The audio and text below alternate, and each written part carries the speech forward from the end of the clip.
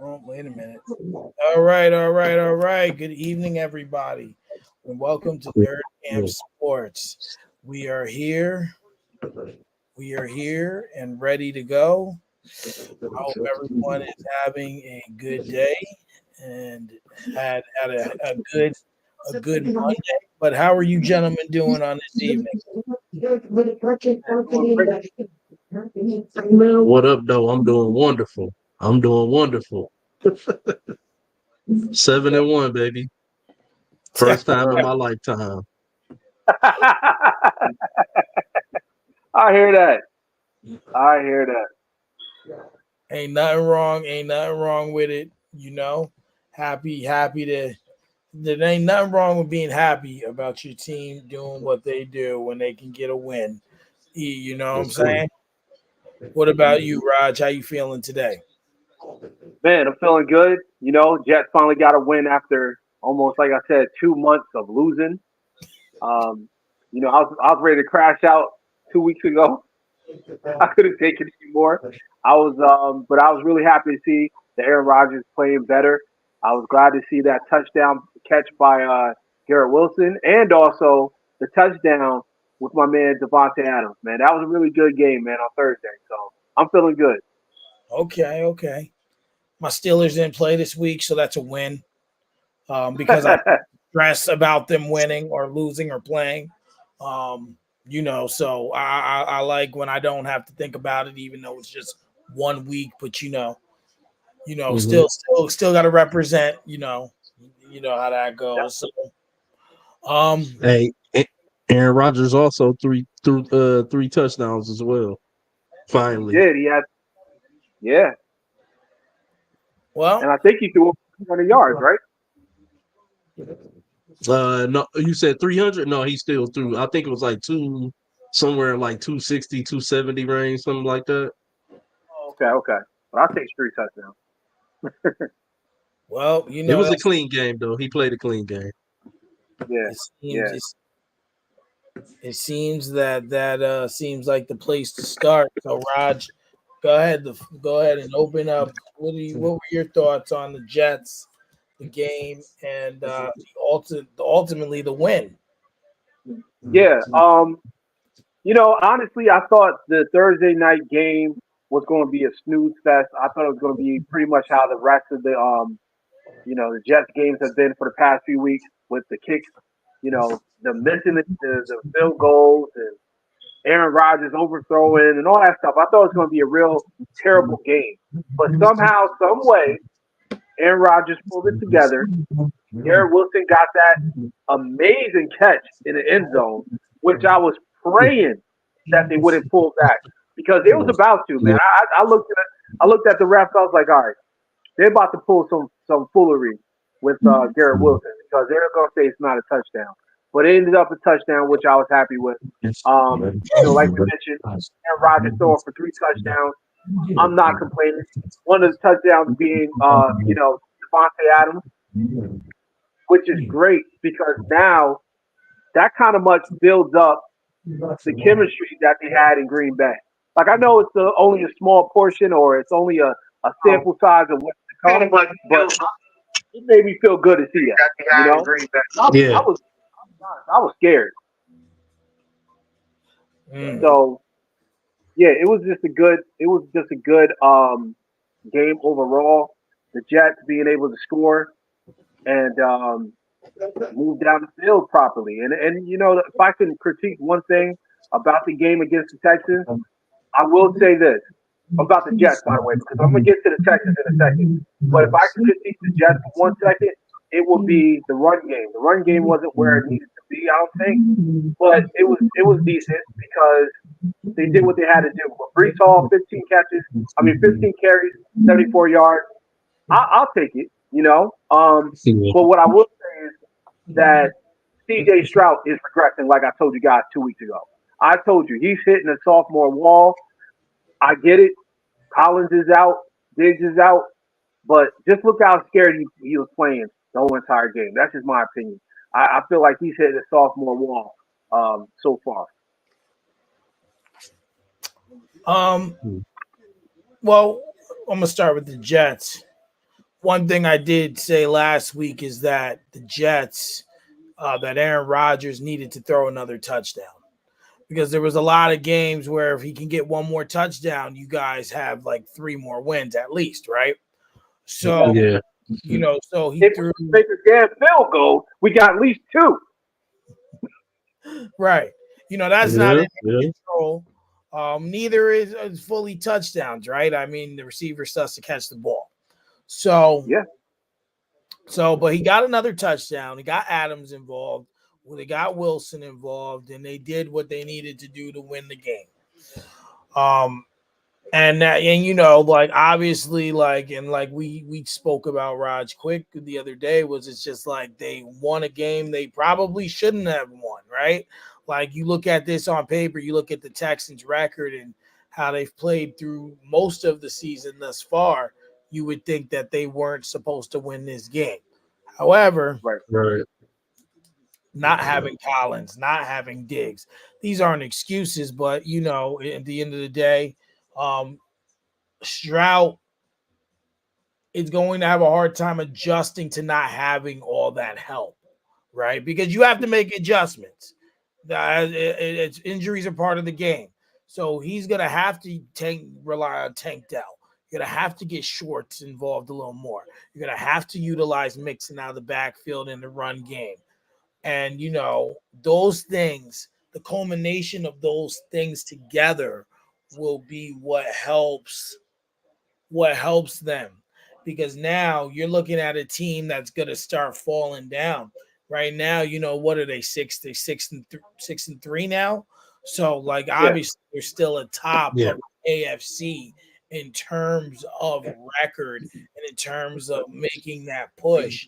But right now the AFC, you got people they're competing at high levels.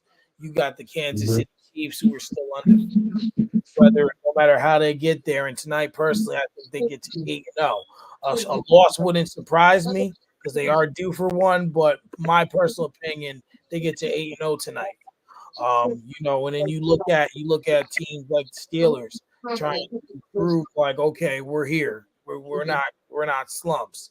You look at the Baltimore Ravens who are playing elite football. You look at the Bengals who are starting to seem like they're trying to they're figuring things out. Um, you know, you know, so it's really not a good time for them to start messing up. So we have to just look at it from all angles. But it was a good win for the Jets. They are able to keep their playoff hopes alive because right now, of course, the Buffalo Bills, I light years ahead of the rest of the division. They're probably going to lock it up in the next like month, if Mhm. barring any setbacks. But I just think I just think for the Texans, something out is bringing some wins together to get back onto the right path. Well, for me, man, I'll start off with the Texans. I'll Sure. just say that I think that CJ Stroud looks like a young quarterback that doesn't have weapons. Think things start to look a little different, and the gameplay is a little different when you don't have those weapons to go to. Like you said, no Nico Collins, no Stephon Diggs. I think they got a few injuries on the defensive side of the ball.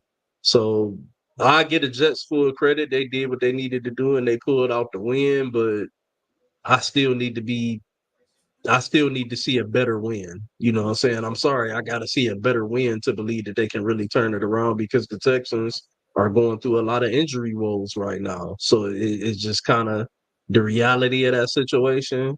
Again, though, I agree with Raj. I do like the fact that even though Brees Hall wasn't doing much on the ground, they did not go away from the run game because you still have to stay honest with the run because if you give a defense a chance to just sit back and say, hey, you know what I'm saying, they putting it in the air every time, then all we got to do is, we just put our head back and rush. You know what I'm saying? So, you know what I'm saying, you got to stay honest to the run, So I do think that was smart that they did that. You know what I'm saying? Trying to keep the defense honest. But and that I keep it short. Like those are my takes on both of those games. Like I said, CJ Stroud is figuring out what the NFL is like when you don't have your weapons. And the Jets did what they were supposed to do, and they took down the team that was without their weapons. And they still struggled to do it. So you know. Yeah, a better win. I'll give you that. But you know what? I think for the Jets, they just needed a win of any sort. They just needed a win for sure. You Yeah, know, I agree with that. it didn't matter if it was a field goal. It didn't matter if it was a pick six. They just needed to It win the game because you know didn't even matter if it was a local JV team. no, they just needed they just needed someone. They just needed someone who they can get a win on. Yeah. So you know, let's get right into the Cowboys. Yeah. You see the comment there?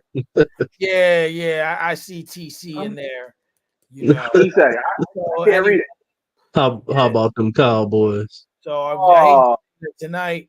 I messed up the live. We're not on Instagram, and even though it shows me it here, I don't know how to fix it without stopping the stream. So we're just gonna be on YouTube and Facebook. I'll move everything to the pages. I gotta stay on top of that. But yeah, you know, the Cowboys and the Falcons on paper. That was a game of the week potential, right? And You really think so? on paper, you, you what you look say? you look at what Dallas brings to the table, what Atlanta brings to the table. We could have seen a lot of offense. It had potential on paper. Realistically, no, because Dallas is just a dumpster fire. Let's just call it what they I'm are. I'm I'm gonna challenge you on that, but continue. What? That they're a dumpster fire, Dallas? No, that game had the potential to be a game of the week on paper. So you know, but we look at this game. I don't even remember the score offhand. I think it was 21-17. So yes, I know I it was think. close. I'm trying to I'll look, check real quick. but you know when you're looking at this game and you're looking at the Falcons, they are Yep. seems like they're 27 27. What 27-20. Okay. looks like 21. looks like Atlanta is getting better each week. It looks like they're figuring out and getting more comfortable as a team. And it just seems like you know they definitely have that opportunity to take their division if they want. Trying to pull up the whole conference standing on the AFC. And Atlanta's in third place at 6-3. So you know, they're in a good position. You know the whole NFC is in pretty good position at the top. I mean the worst team's Arizona at 5-4. I look at this game, it's like, all right, they're figuring it out. And I look at Dallas and I'm just like, yo, this is bad. This is bad. Like y'all, and when I say game of the week, gotta remember we're used to Dallas in the regular season playing good. Let's call it what it is. For the most part, and Roger said multiple times, Dak Prescott is a regular season quarterback. Usually they are able to be unstoppable, beat up these teams, you know, and play down to stop the competition. And the only glimpse they showed of decency was when they tried to come back against the Ravens and still lost. So that's what I mean when I say it had that potential. That all for whatever reason, that offense ain't there. I don't know where it went. I don't know what's going on with the defense, but this team is just not the same. And you know, Talk about the Cowboys, right? right. Atlanta Right. is the better team. They came in more prepared. And then you know, and then you had Dak. Dak got hurt with a hamstring, and now like weeks now I'm seeing like 6 weeks or something crazy like that. Someone was saying I think they Really? said several, possible several. several. Okay, several, and I'll put it to you like this: I think Dallas is what 3-6 now. Yeah. Yep. Or well, the week or it says 3-5. I think they had their bye week already. So That's right. Yeah, because they were 3-4. They were 3-4 so because this they is could have over. went 4-4 last night. Yeah. This season's over. It's a wrap. Put a bow on it. It's gone. There's no coming back. There's no way you're catching Philly, and there's no way you're catching Washington. And I, Jerry Jones is sitting up there saying, "Oh, I have plans for the deadline, bro. The deadline's tomorrow. What you got planned? Ain't nobody I coming." I got a conspiracy theory when after R&B goes, because I got to say something about that too. By the way, All right, so yep, so go ahead, R&B. I'll push it over to you. That's my take for this subject. So I think you kind of made my point within your argument or within your, within your soliloquy. Okay. The reason I challenge you on that is because we knew coming into the season Dallas was dirt already. They had hmm nothing to bring to the table on paper outside of Dak Prescott and CeeDee Lamb, and that's all they've had to bring all season, and it has not worked. The running game is. I don't even know. I don't even know if I should say the running game because there is none. There's nothing there. So I'm gonna just say that the dudes that line up behind or to the side of Prescott is non-existent. It's like Casper the Ghost back there. The offensive line is not even playing good anymore. The defense is not playing at the level that it's played the last few seasons under Dan Quinn and hell even last year or whatever. It's is no way. If anything, Atlanta should be ashamed that they let this go down to the wire the way that they did. But I think it a testaments to kind of what you did say. Dak is a good regular. He's a good quarterback. He's normally more successful in the regular season than the playoffs. Yesterday he didn't play great, but he didn't play his worst. It was kind of meh. He played good enough to have a chance to win it in the end and they didn't. But I think it's just a testament to what I said about Atlanta a few weeks ago. Kirk Cousins is Kirk Cousins. To me, this Atlanta squad looked just like those Minnesota squads. Why are y'all struggling to beat the Cowboys as bad as they look right now? And y'all, what I'm saying, if they really figured it out, why are y'all struggling? Why did y'all let the Cowboys hang in there with y'all? Why didn't y'all put them out of their misery? That's what you got to do when you trying to establish a new role of success and dominance and to strive to be great and to be a Super Bowl contender. And when you Atlanta, you supposed to put the Cowboys out their misery yesterday, and y'all let them hang in there. You played around with them. You played with your food, and you almost threw it back up when you decided to eat. Look, Atlanta, man, to me, like I said, they're the new Minnesota Vikings with Kirk Cousins. What like the Minnesota Vikings were when Kirk Cousins was there. They're gonna be exciting, high scoring on offense at times. He got some weapons there, but I think when it come down to the playoffs, he's gonna be like Tannehill. Kirk Cousins turns into Ryan Tannehill when the playoffs come. You might get a good game out of him, or you might get the 3 interception what the fuck moment. And the reason I'm a Kirk Cousins fan actually, I've been following him. Like I had debates with one of my homeboys about Kirk Cousins, all the time in the past. So I followed his career, very close. And he is who he is. So until he shows different, that's why I feel the way I feel about Atlanta and Dallas, man. Like I said, that's the only reason I challenged you because we on paper is nothing. It's nothing on paper or in reality. Is they trash this year.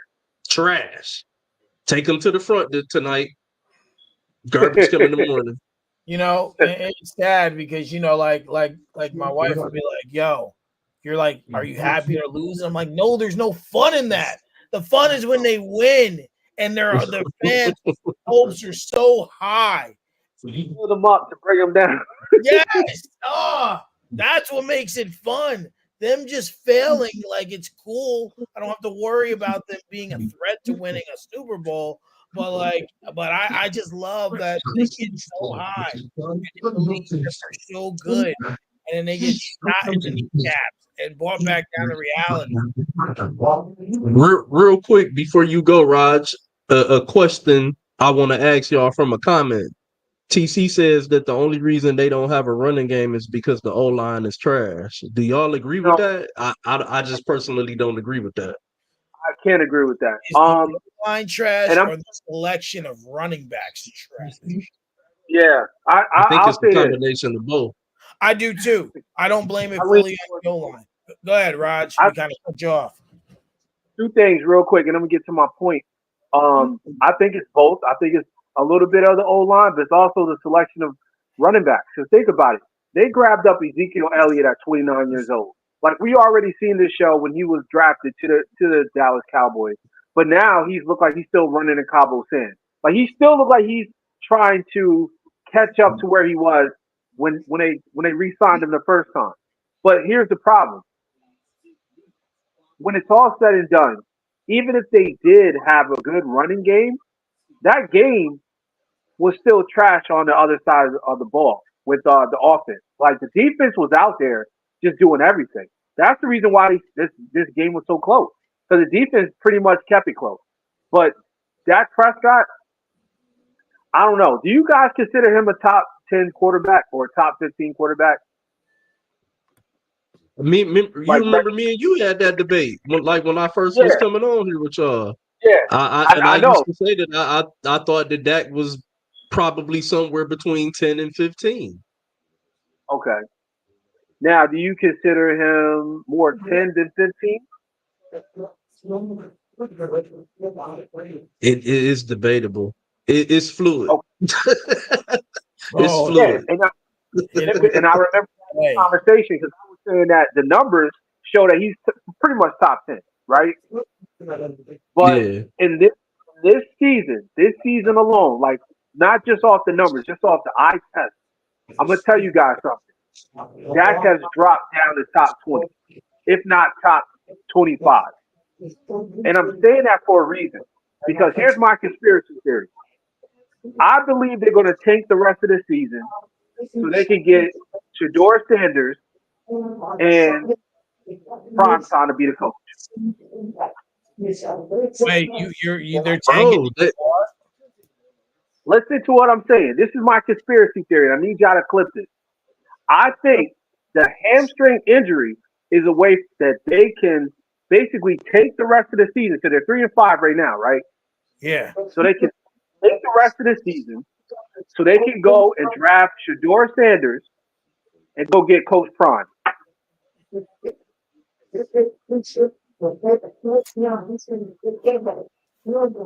I don't disagree Think with about that, bro. That's not a bad scenario at all to think of, to be honest with you. Because remember last week, remember I said that I felt like Jerry set this shit up this way on purpose. Think about this shit. In the exactly. history of the Cowboys, yeah. In the history of That's the what I'm Cowboys, saying. we've always looked at Jerry as being very irritating. Yes, don't get me wrong, he's always been irritating, but you can't tell me that Jerry has not been at least always a solid to good, sometimes great GM. He I drafts agree. well. He will go out and sign talent. He will re-sign his players. When they draft well, they develop those players. They you know what I'm saying? It's the proof is in the pudding. It's the proof is there. So why all of a sudden this year, one of my homeboys said the other day, "Oh, I think Jerry just old and you know what I'm saying, the time has gotten by him, like he just old and senile." I'm like, man, get Right. the fuck out of here. He know exactly what the fuck he doing. Ain't nothing senile about him. You know what I'm saying? Ain't Exactly. nothing senile about him. He know what he was doing. The only And pushback I'm gonna give you is on Prime. Two okay. reasons. One, his personality's too strong. He ain't gonna want Jerry Jones hawking over him Ain't gonna happen. Like Coach Prime, like I'm just gonna say it. He can be a nigga, bro. Like, let's call it what it is. He can be a nigga, bro. We gotta call it what it is. There's no other way around it. Like, when you hear that man talk, he mean what he say, and he say what he mean. He gonna, you know, like that's I'm just I'm my thing. I'm gonna clean it up a little bit for Mike and say he can be a motherfucker.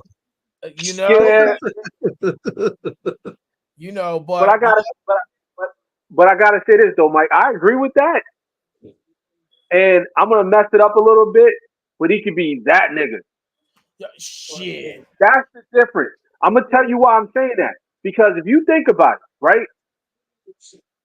Deion Sanders have proved this season in college football with the Colorado Buffaloes, right?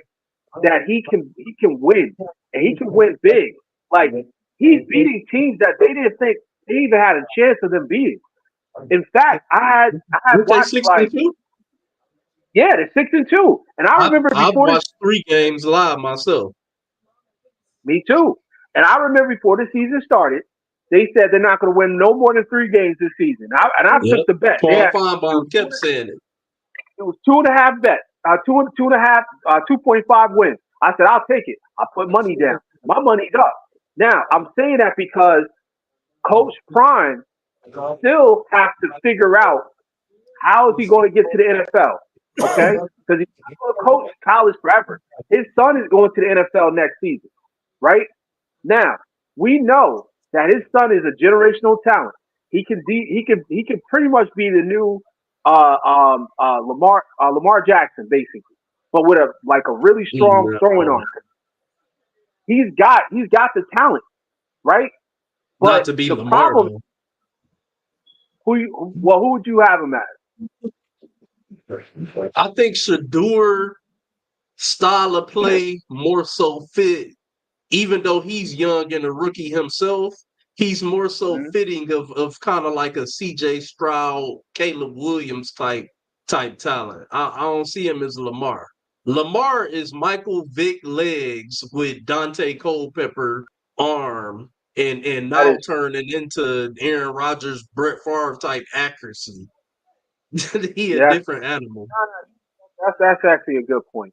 But what I'm saying is he's going to be a generational talent moving forward. Like he's going to be one of those quarterbacks that everyone's going to remember. And I feel that the pathway for Deion Sanders to get to the NFL is through his son, like he did with getting him into the FBS game. Now, with that being said, and I don't want to be too long with it, but with that being said, what better team for him to be a coach for, right? And he played for the damn team, and he was known as prime time out there in Dallas than the Dallas Cowboys. I'm telling you this because I'm looking at the tea leaves. I remember what R&B said last week, and I put it all together. I said this is the time that they find a new quarterback, and they do it through the draft. Because you can't tell me that you can't move off of that contract. That's why I really don't Exactly. think Jerry really, he was hesitant. He was bullshitting on giving it to him. But I know Right. Jerry knew with his heart of hearts that if he gave Dak that contract, he could move off of it. Because he's a Yep. quarterback. And he's a good quarterback. People are always looking for good quarterbacks. The Panthers would kill to Oh, I take know. Dak Prescott I right just, now. I just, yo, I was just about to say, I'm like, yo, Carolina would take him right now. If Dak was offered, they would take him not even thinking twice.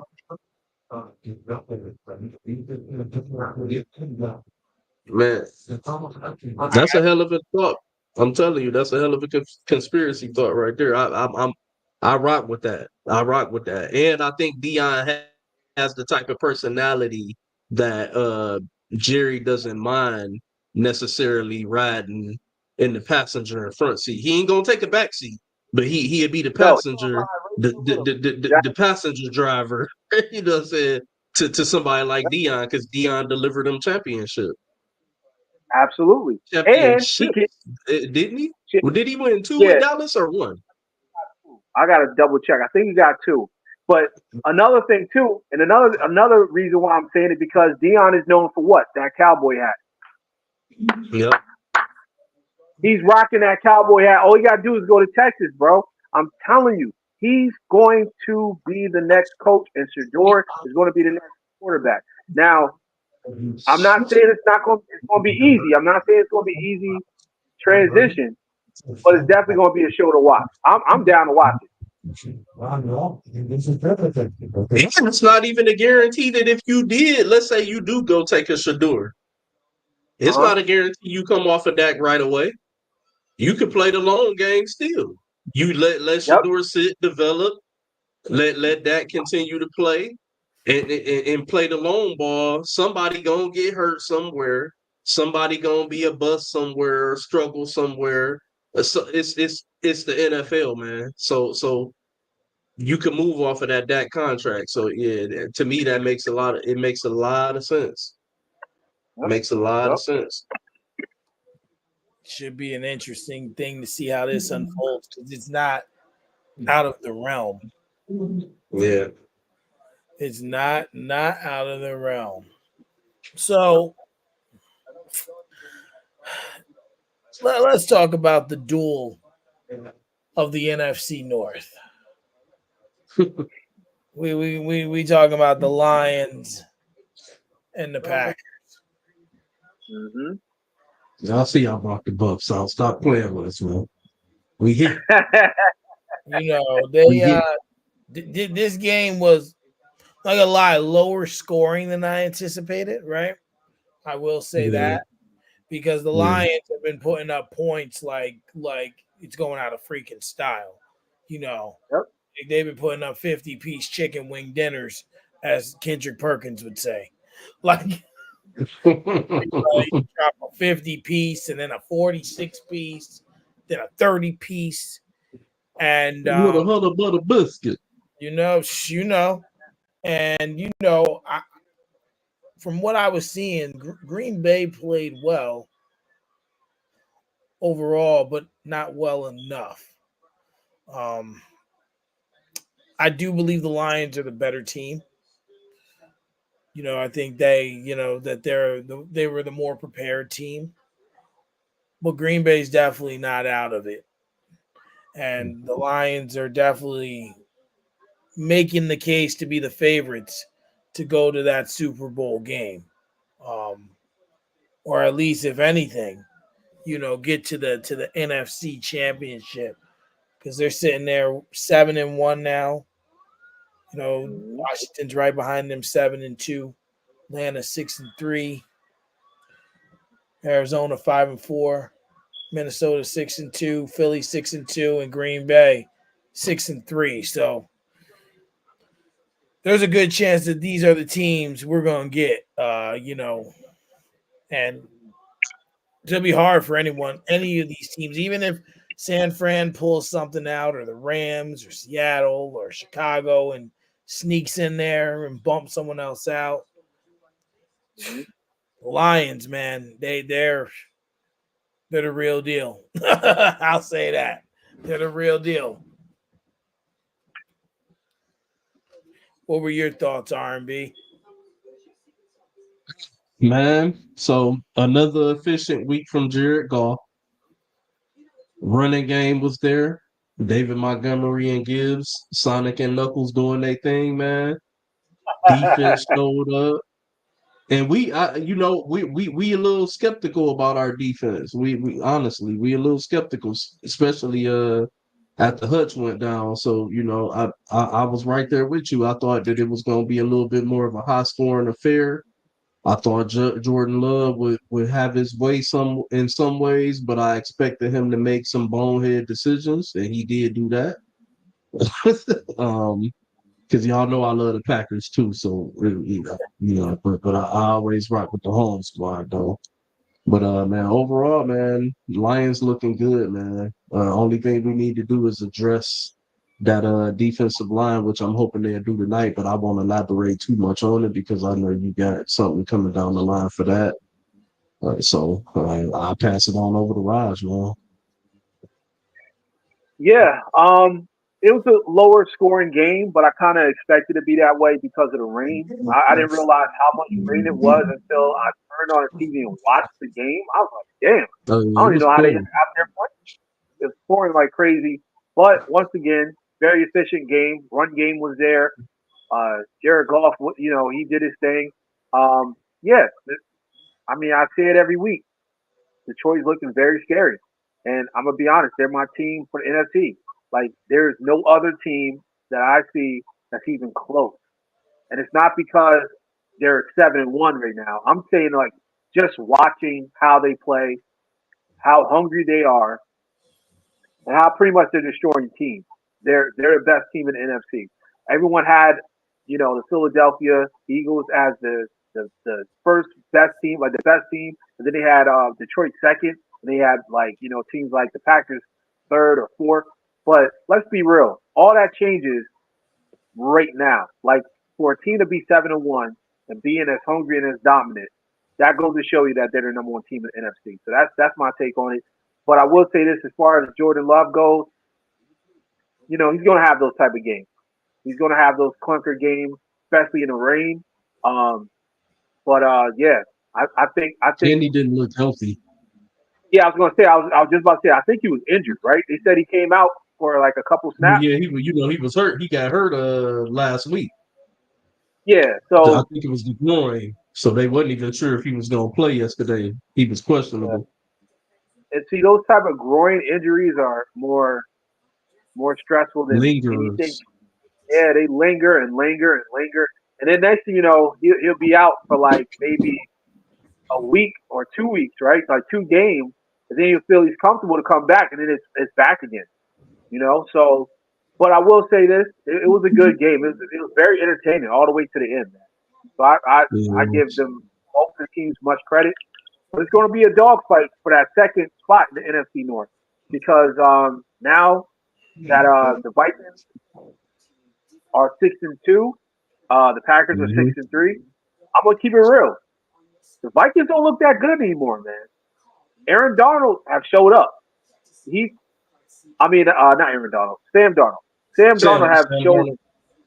Yeah, he pretty much he pretty much showed that he's who he is, and the reason why the Jets got rid of his ass.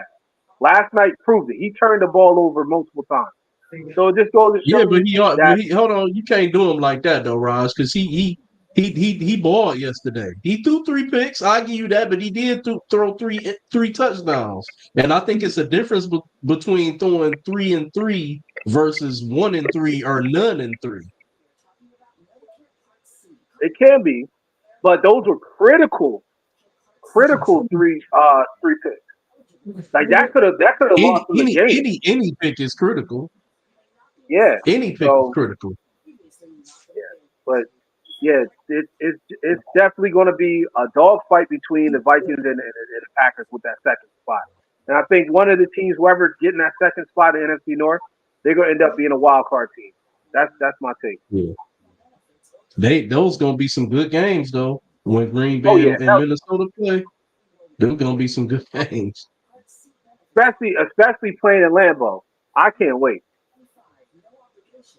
Yeah, It's yeah, gonna be definitely. that's gonna be an interesting one.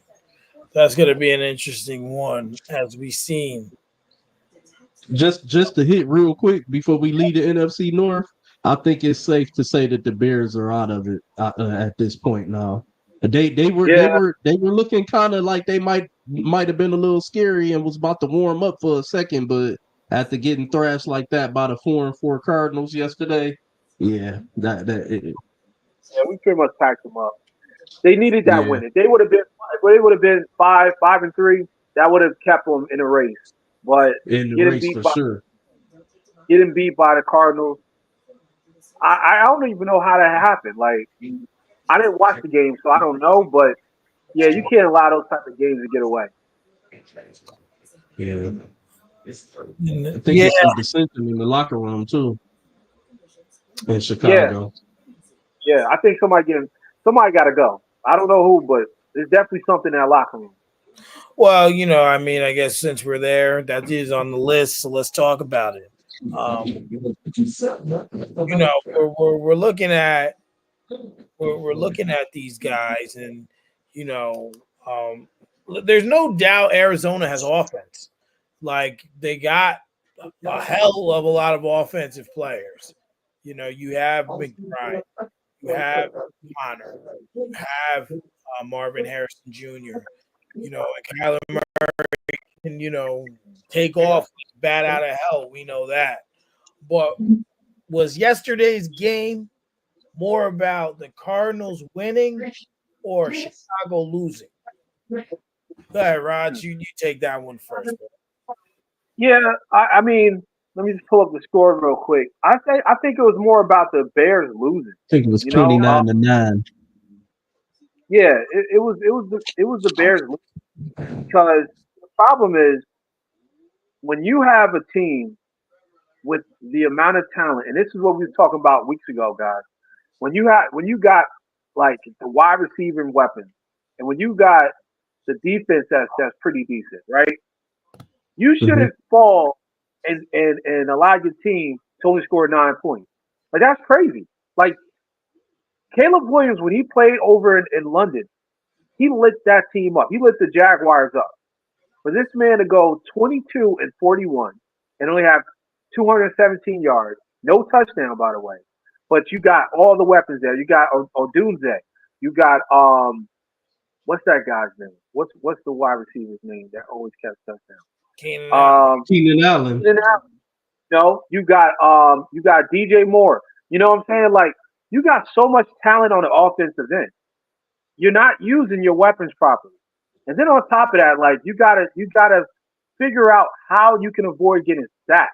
Like when I didn't watch this game on television, but I've watched previous games with Caleb, and he sits in the pocket, and it's like he's almost I, scared. I can So tell you how he can stop getting sacked. okay, go You for draft the offensive lineman instead of drafting Odunze. You it. draft the offensive lineman. You That's already fact. got Keenan Allen and DJ Moore.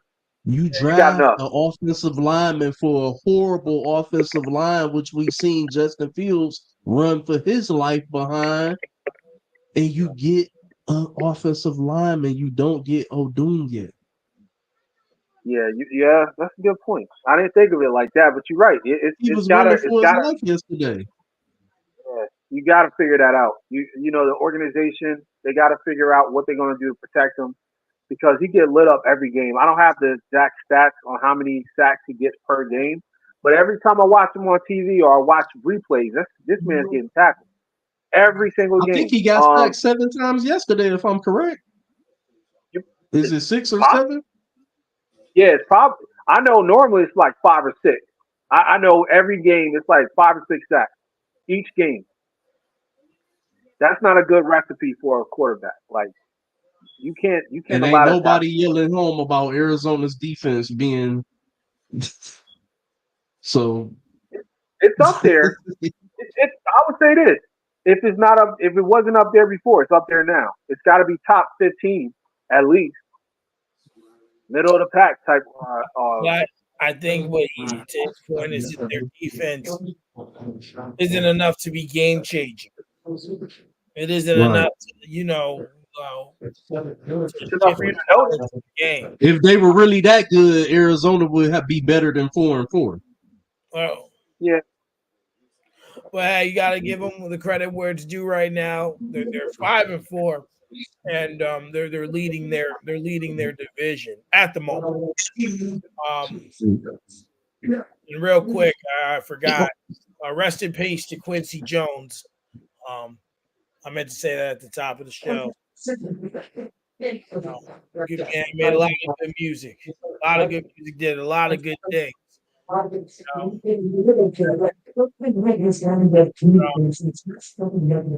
I think Arizona, like I said, they got the offense.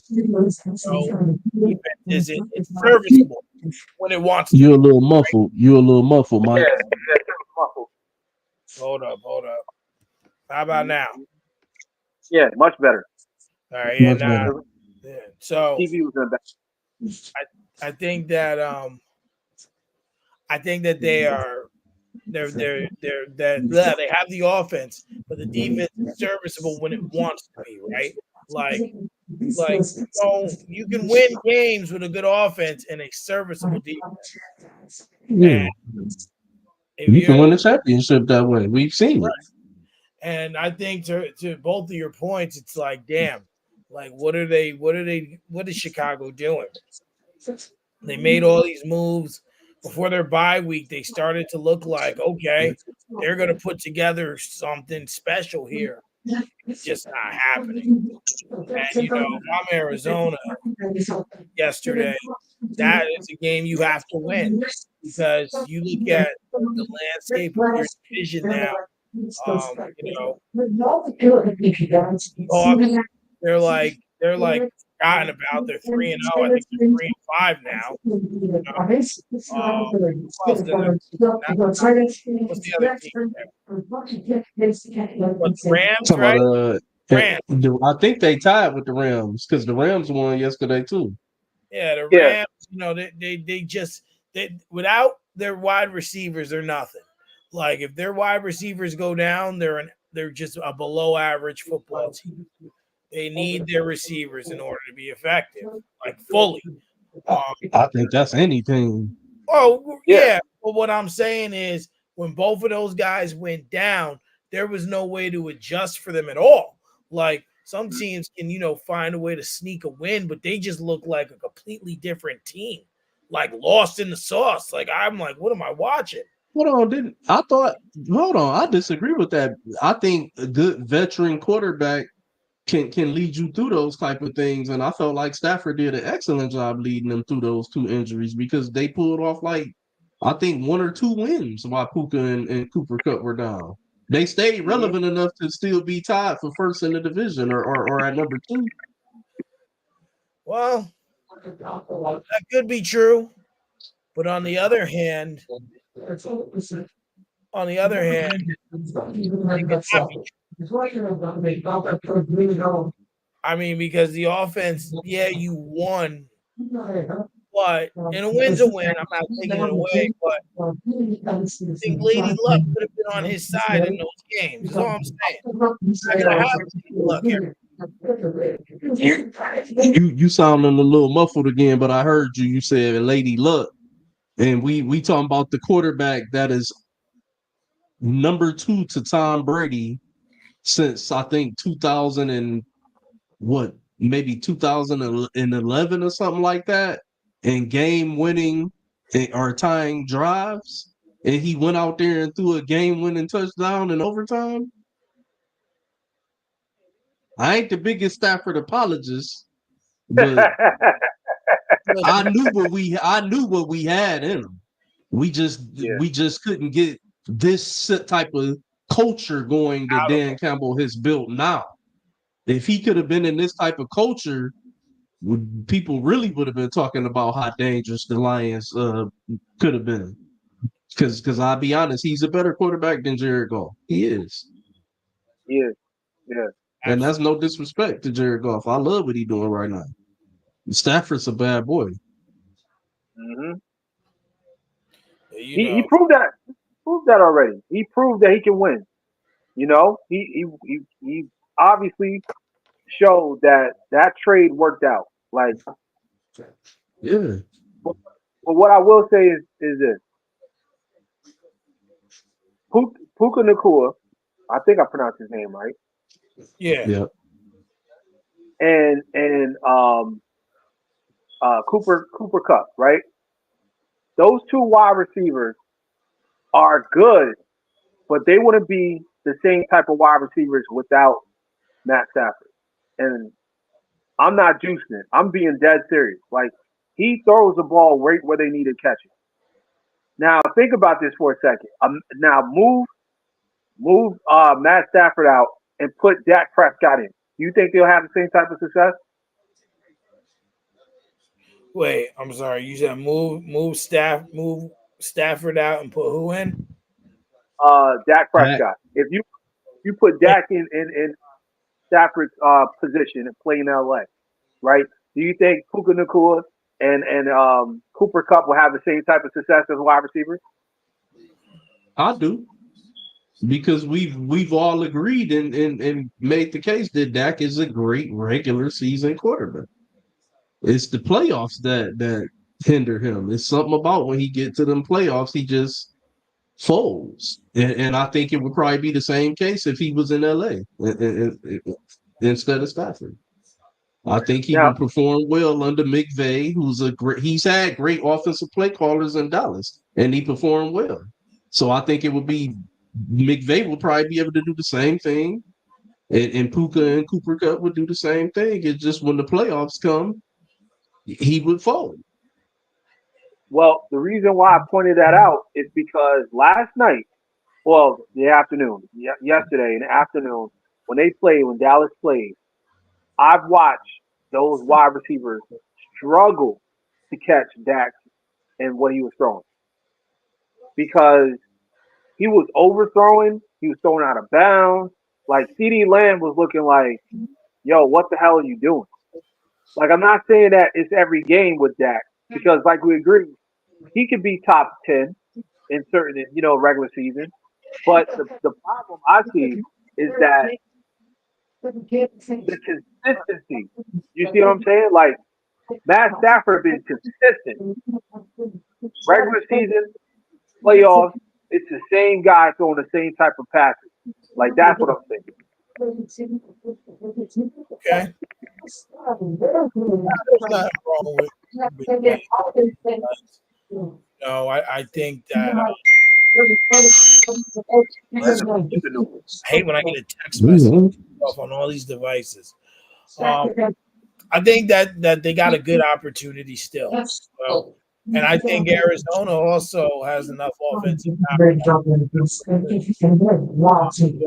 49ers seem to be in limbo. Being back. But it's going to be interesting to see where they go. Now I have to segue to the AFC North. And I told my wife yesterday, she said to me, the Bengals and the Ravens look good. You know why? Why? They got to play the Steelers soon.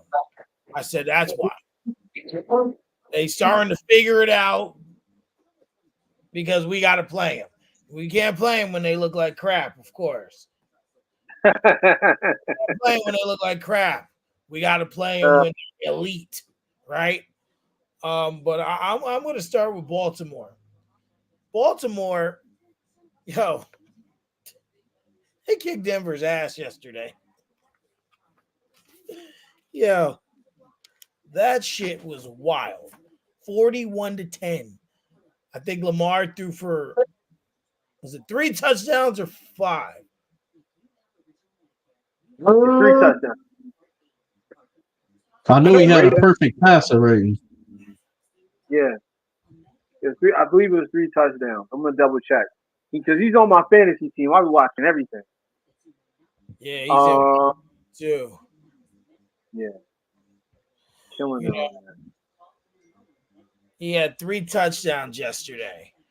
158.3 passer rating. I'm just trying to see if he rushed. Yeah, he only missed. Nah, he didn't rush a lot. I think he only rushed like 4 yards. I just wanted to see if he rushed for. No, he He didn't was rush. shredding them. So he had 3 He was touchdowns. shredding them from the pocket. And he just really looked good. King Henry did what he does. And this team is still an elite team. Going into this game, I thought Baltimore would win, but with Denver at 5-3, I thought we would have seen a little more fight. They just got spanked. There's no way around it. Damn, that's crazy. I was gonna say that, Mike. I felt like that game was closer than what the score suggests. Yeah. Right, y'all did. Yeah, me too. It was in the first half. Yeah, because I'm about to say Baltimore ran away late. It wasn't like they dominated it from beginning to end. I felt like they ran away late with that one. I felt like I saw some progression in Bo Nix. He looked good yesterday to me.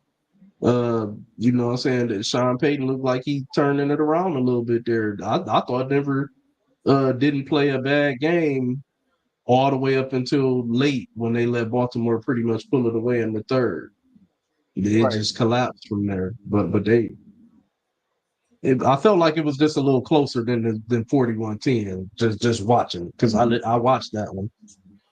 Yeah, maybe, like I said, I kind of like look at red zone. I'm able to see quite a bit, but maybe that was something that I didn't see the scheme of the game as I was looking as they were, excuse me, doing it. But excuse me, but but they just ran away with this. And if I'm Baltimore, you're in a good spot. You're still atop of your division, still atop of the conference. And if you're Denver, you're like, man, we just ain't got a fighting chance, like against some of these top contenders. Like you could be in the mix, but let's see. But you might not be. Come the end.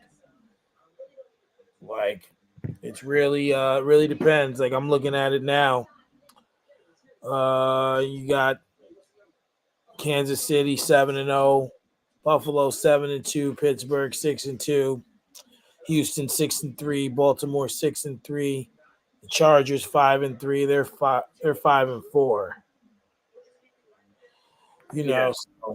So now, but you look at them, they're in that last spot. But since he's coming on the rise, the Colts are right there in the mix, and the Jets aren't out of it either. But then you got Tennessee, Miami at 2-6, and then everyone else at 2-7. So I have to see Any what, team with 2 wins, I would say, could sneak something off would be Miami, since Tua back, but it'll be real Yep. hard. especially after that loss they took yesterday. Yeah. Well, what you guys thoughts on Baltimore and their play? Man, if I go ahead and take this one, Yeah. I'm gonna be honest with Baltimore, man. They are balling. I'm glad they finally decided to get a ball to Derrick Henry more a few weeks back there. They figured out what to do, get that together as far as like how they were gonna do it with Derrick and Lamar. Baltimore's still not scary to me though. They still not scary to me, man. You know why? I feel like with Baltimore, they've already shown early in the season that they can be had. And when you show you can be had, and you already got the pressure going into the playoffs, which we all agree to, barring any type of freak injury or something like that, it's a shoe in that they're, heading straight back to these playoffs again. If a team feel like they can get you because you've already shown you can be had, and you got the pressure of Lamar trying to feel like he has to, deliver this playoffs and get this team to a Super Bowl, that could spell for a bad recipe, bro. That could spell Sounds for a very bad recipe, man. So I'm gonna just say with Baltimore, be careful. Be careful. I rock with Baltimore. That's one of my like low key favorite teams of all time to watch growing up, with the Ray Lewis and Ed Reed and Todd Heat and shit. You know what I'm saying? Like I used to like Baltimore, so I rock with them, man. But I just say be careful with Baltimore, man, because they didn't show early that they can be had with them 3 losses. Because they didn't had a couple losses there that they shouldn't have had.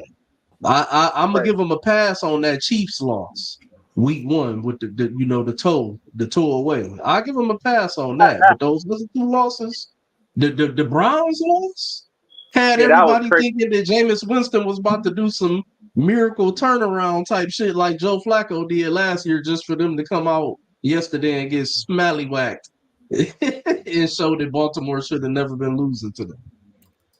Like It's a And full. everybody say, "Oh, Kyle Hamilton didn't catch the pick." The game should have never been that close anyway. It's the Browns. yeah. What's your thoughts on it, Raj? Man, you know what? I agree.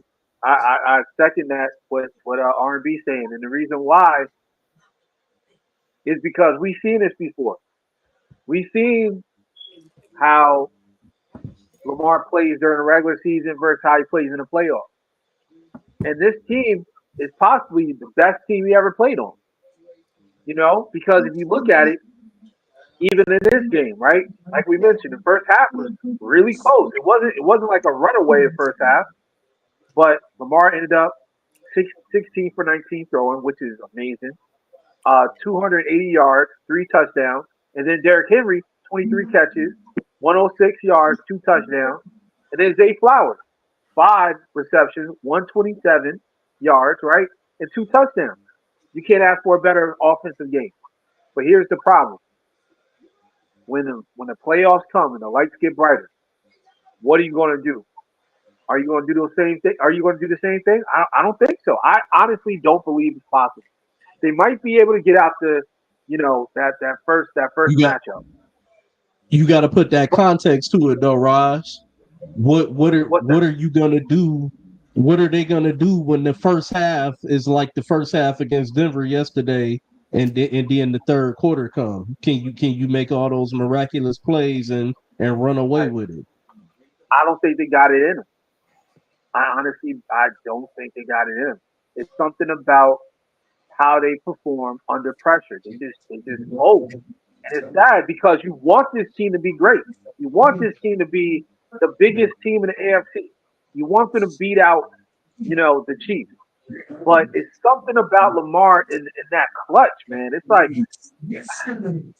I can't like erase what happened last year with the Chiefs. And Yeah, that was bad. maybe I'm thinking too much into it, but if you ask me, yo, you got to put your money up on what he's going to do. I can't do it. I can't do it with confidence, guys, because I know what Lamar is capable of during the regular season. Then again, I also know what he's capable of in the postseason, and he just won't during those big time moments. And I don't think they can beat the Chiefs, even with the weapons they got. So that's just my opinion, man. I do think this was a great game, but it's almost like one of those things where it's like, okay, we expected, you know, we expected them to beat Broncos. Like that's nothing. Can you prove that you guys can beat a team that's worthy? So I don't know. That's just my take. So you both believe that Baltimore has shown, excuse me, has shown everything that they have in a sense. I was trying to clarify what you guys are saying. Yeah, what I'm saying is, I think they're talented. I think they can definitely win. I think they're going to do great things. But it comes down to, can you beat the Chiefs? And the answer is no. And That's just what I was basically saying is that they've already shown that they can be had. So when Right. you show that yeah, card early, instead of coming out and asserting your dominance, then a woman will run ragged. Am I not right? yeah. Absolutely.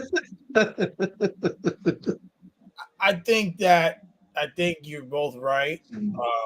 Unfortunately, I have to take a bit of a different approach because we still have to play.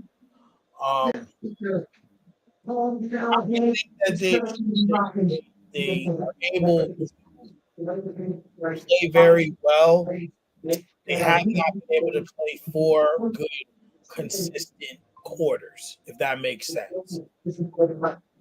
Um, That's what's and that's I think that's what's hurting them is you ain't always gonna get that spark, right? Guess what? You know when you're not gonna get that spark, when that spark decides it's not gonna show up, when it means the most, and your ass is going home. When it's all on the line, that's when that spark doesn't show up. And right now, we all know the Chiefs are just playing fraudulent football. It's November. In another 5 weeks, maybe, we're gonna be having another conversation about the way they're playing. Um, but and when it comes to Baltimore, yeah. They just if they can get some consistency in terms of playing a complete game, um, they would be scary. They could be had. I never look forward to playing again. I'm hoping we can take them. I hope we do. What was your thoughts? You guys thought on Cincinnati? Joe Burrow threw 5 touchdowns yesterday. I don't even remember who the hell they played. Oh, was it the Raiders they played? He, was it the Raiders? Yeah, they play the Yeah, it Raiders. was because they fired all of their coordinators. They Well, fired. now we know the Raiders aren't a good team. Call it what it is, Yeah, but they not. but Cincinnati needed this game. Joe Burrow went out last week after they lost and said this game against the Raiders is a must win. So throwing 5 touchdowns, kind of starting to maybe figure some stuff out. What were you guys' thoughts on how he played, and can they go on a run and get hot? You go ahead, R&B. You want me to go ahead? Uh, Yeah. I think I believe in the Bengals. I do think that they can go on the run and get hot. Joe Burrow is an absolute beast. I do think that there is some dissension in the locker room there, and that could be some of what's playing a factor in why they're, looking at the way that they did starting out the season. But I'm gonna tell you, if you let this team get on the road and get hot going into the playoffs, watch out anybody. Watch out Yeah. anybody. We were just talking about the Ravens. One of the last things the Ravens will want is for them to get hot and somehow scratch and claw their way into the playoffs and get a chance to play.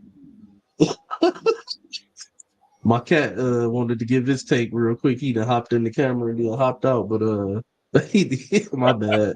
But but you don't want. All I was saying though is that I know they wouldn't want that to happen for Joe Burrow to end up having to come to Baltimore Well, the Yeah. thing is hot and that rolling. then the Ravens better make sure they're extra prepared this Thursday night and make sure that they win the game because Joe Burrow is coming to Baltimore Thursday night at 8:15. Mm-hmm.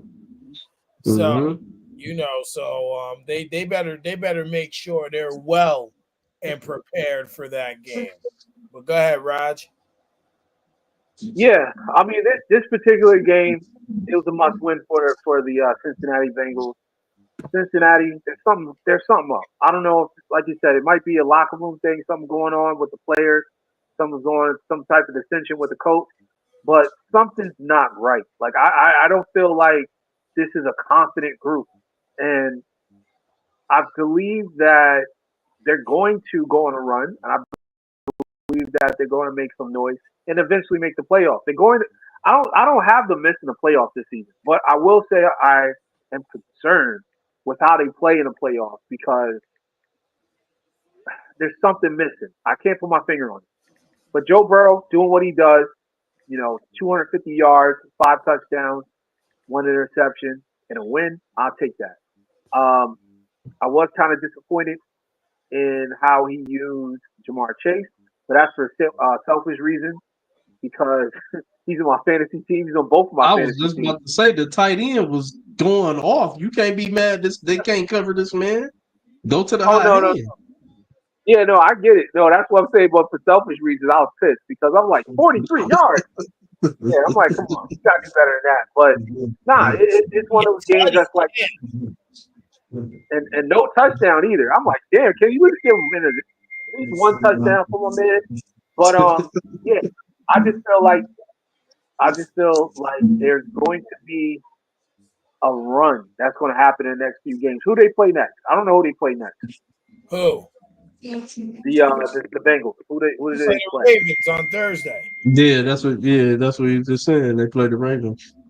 Oh, they play the Ravens. Oh, I totally missed that. I think they Good. can beat the Ravens. I'll be honest with you.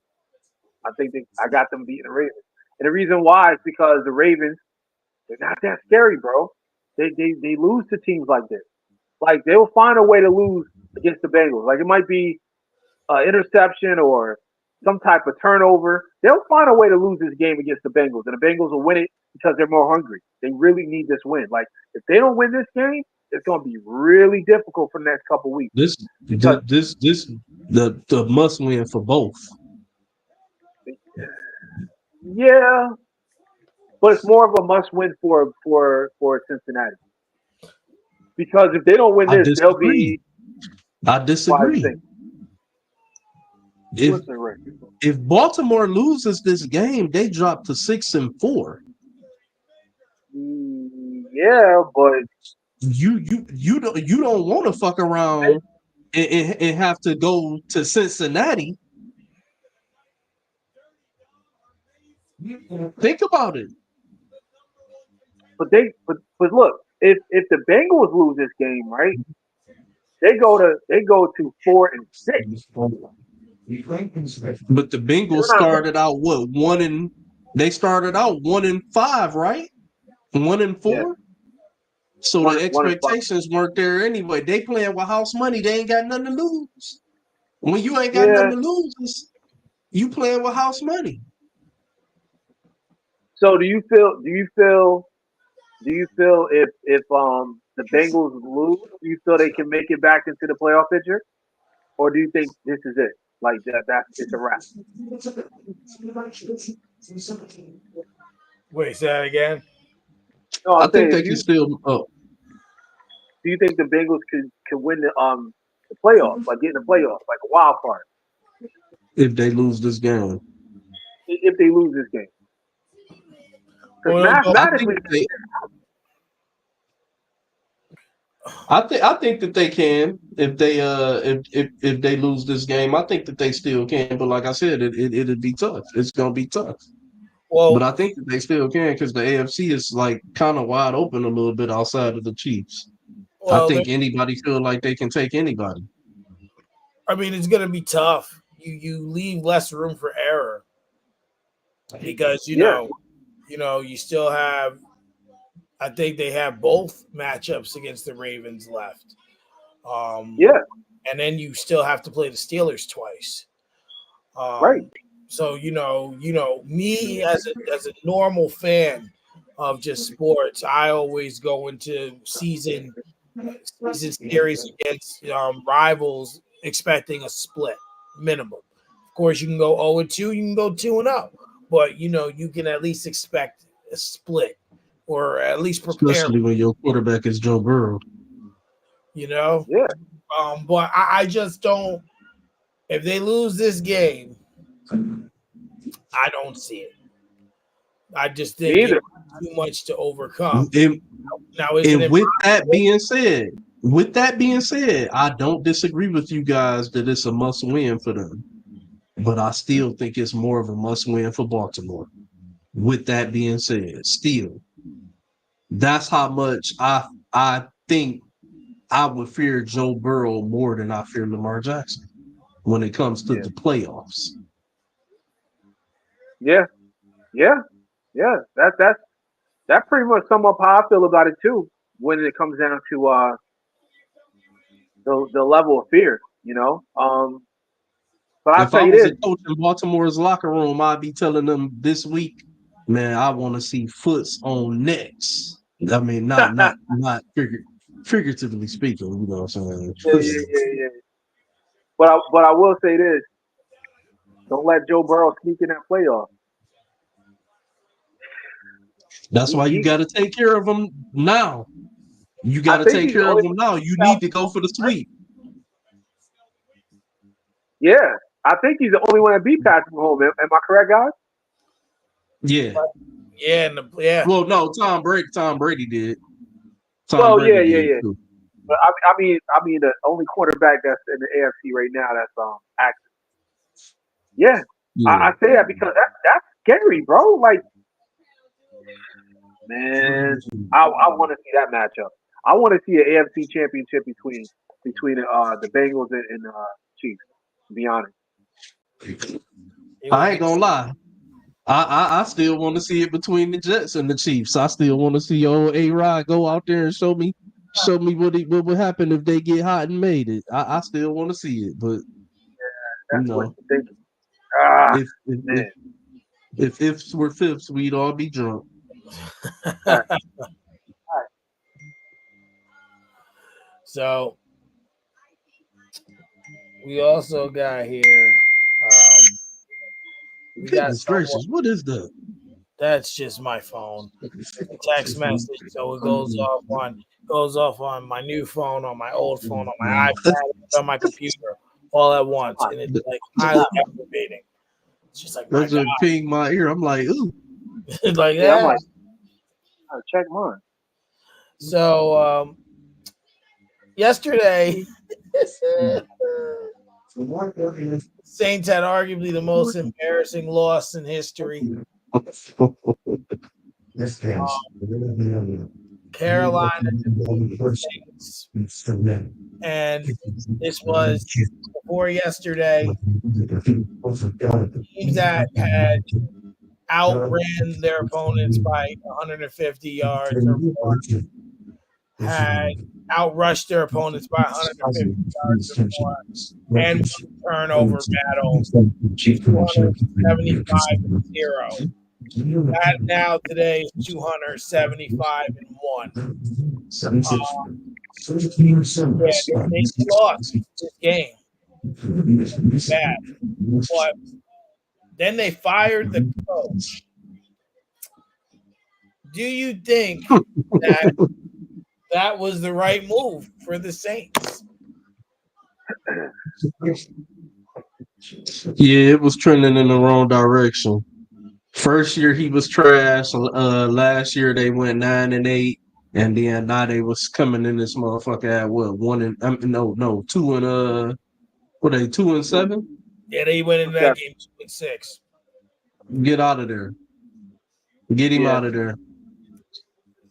I don't even remember his defenses being that damn great under Sean Payton for him to have got the job in the first place. So get him on out of there. Yeah, Well, I agree. I think once you lose the locker room, you pretty much lost your job. At this point, they lost belief in the coach. And Derek Carr is one of those type of quarterbacks. I don't know. His brother was like that too. Very snake bit. Like they either hurt or they're losing. So I feel Okay. like at this,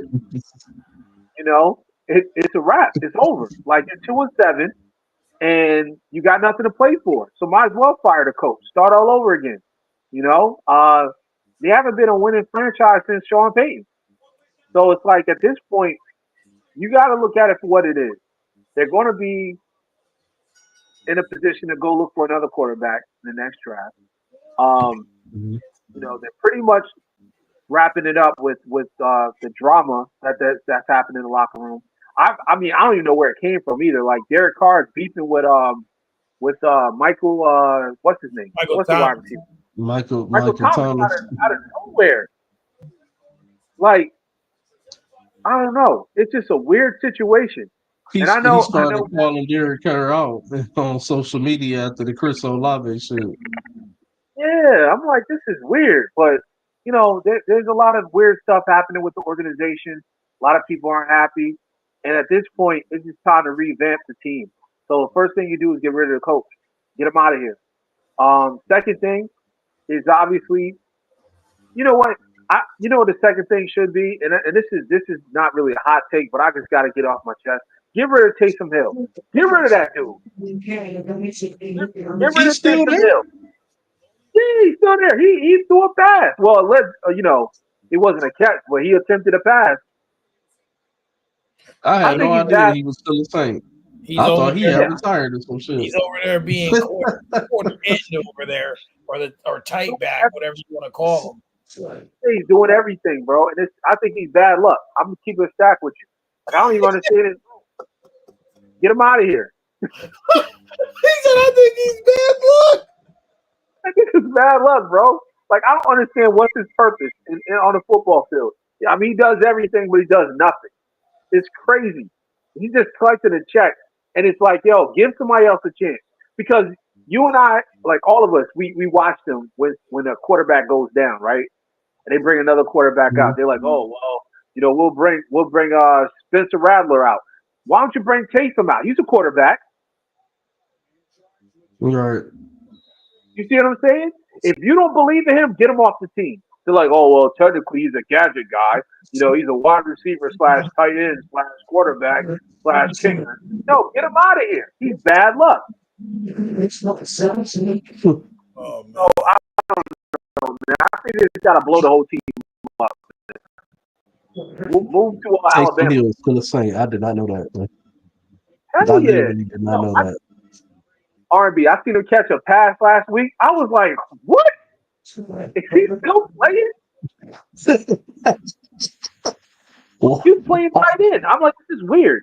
This is starting to get weird. Yeah, that's. I don't know what to say about the Saints, man. They started the season on such a high, but then we They did. realized the Cowboys were really such a dirt team, and that really didn't matter.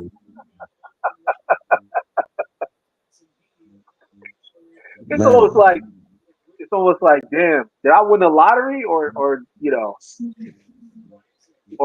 I just come up on a few dollars? You know what I'm saying? Like these dudes came up on a few dollars. Right. They didn't win nothing. Like we know what Derek Carr does. Derek Carr breaks down every single season. Derek Carr breaks down. That's why it's his car. Because his car breaks down every season. That dude is hurt every season. That's why his last name is Carr. Man. Just like his brother David Carr. They some sorry ass cars. Yeah. So they the type of cars they put them cheap engines in.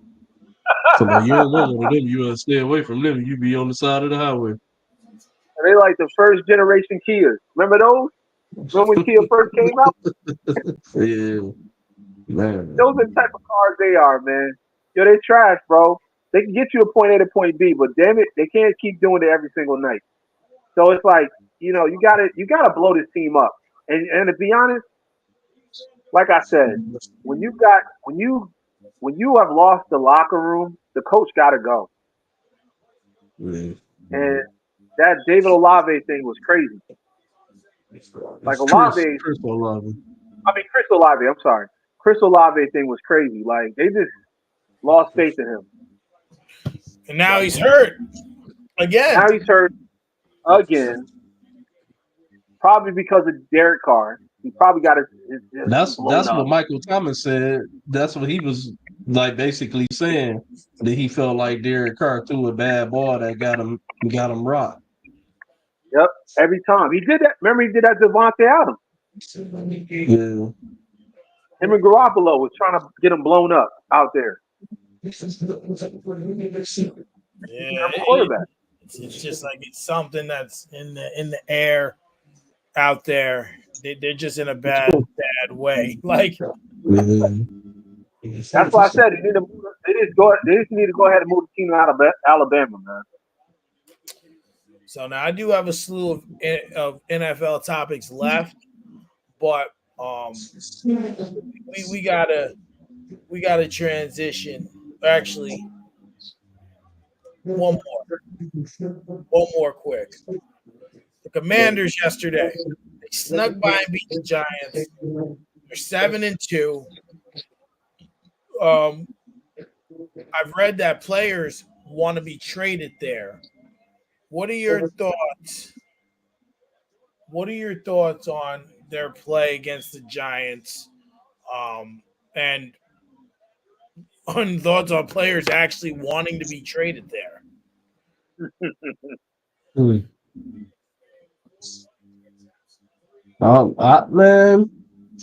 I think it's kind of like it's one of those things where you see greatness and you want to go be a part of it because you see something great maybe about to happen. You know what I'm saying? People looking at this situation. Dan Quinn is a liked coach. So and they turn this situation around. very quickly, unexpectedly. Jaden Daniels then came in doing his damn thing. They 7-2. He's looking like the next coming of Dan Marino or something like that, and people want to Gonna be be a cool. part of that greatness. I think that's what it is. People want to be a part of that greatness. They think that they could go add to that and possibly win. So, you know, it's the first time I've ever heard publicly, at least, about players wanting to be traded to a team at the trade deadline in the NFL. That's normally an NBA type thing. Yeah, Yeah, absolutely. yeah. I think it's, you know what, we already seen what the Commanders can do, and it to be honest, this Commanders team is only going to get better. But if they stay healthy, it's going to get better every single season. And I love that they're building something special around Terry McLaurin because Scary Terry been doing his thing, man. He's been doing his thing for years, and he just was missing a quarterback. Now he got Jaden Daniels, and they're lighting it up together, man. I'm so proud of that. I'm so happy to see that for them because how many times have we seen wide receivers just die off? Like we watch so many great wide receivers, and they never get the opportunity to play with a really good quarterback. So this is something I think is going to be special. I think they're missing just one more piece. I think they're missing. I don't know. I don't know what they're missing, but I feel like they're missing something on the offensive end. I don't know if it's like either a tight end or a running back, but they're just a few pieces away Wow, from Brian actually Robinson been balling. Brian Robinson, the running back. Mm-hmm. He I been gotta look playing at his good. number. Yeah, I gotta look at his number. But I do know that this team is special. It's a very special team, and they got something there. I think that they're going to be a threat in the next upcoming years. Like they're going to be a really, really big threat moving forward, as long as everybody stay Mm-hmm. healthy. I think so too. I think they're going to be in a good position. Scary Terry's that dude. He's got multiple 1,000-yard seasons, no matter who's throwing the ball to him, right? So Yep. Yeah, he had like a million quarterbacks throwing at him. You know what I'm saying? him, So him and Mike Evans, those two dudes, they be lit. They be mad lit. Like it don't matter. You can have Stevie Wonder throwing them the ball. They getting they thou. Like like, yo, just throw the ball up, man. I'll get it. so. We'll see how that goes. So we got about a half hour left. So I'm gonna slide over to the NBA. I felt like Joel Embiid needed a good portion of the talks. Yes. Um, you know, so last week Joel Embiid was upset with reporters um, about I can't remember the exact context, but I remember him saying I've done so much for this fucking city, and I don't deserve to be treated this way. Something like to that effect. talked about that they were talking about retaining to his injuries Right. and why he's not playing. And I just don't I just don't understand with where we how we got like we understand Joel Embiid's injury history, right? Like what I mean when I say we understand is this man came into the league and missed the whole first season because he has missed countless games due to injury. There was a point where they would rest him, you know, the rest or what have you, and he would play better with rest in 2 or 3 games. And just now yeah, you have done a lot on the court and maybe in the community, but unfortunately, oh, guess we lost R&B. Mhm. Oh, let me just exit this out. So Unfortunately, though, I have to say that if you don't perform on the court, and when I say perform, I mean like exist, like be there, because you have yet to get this team to the to the AFC, Jesus, to the Eastern Conference Finals, right? Right. You have yet to get this team to a position where they can win. So like Mhm. even though it's not black or white, it's not black or white, you haven't positioned the team. What'd you say, bro? I don't know what happened. He just kicked me out. Yo, StreamYard be weird like that. I was doing that to Raj one day, just kept kicking him out. Yeah.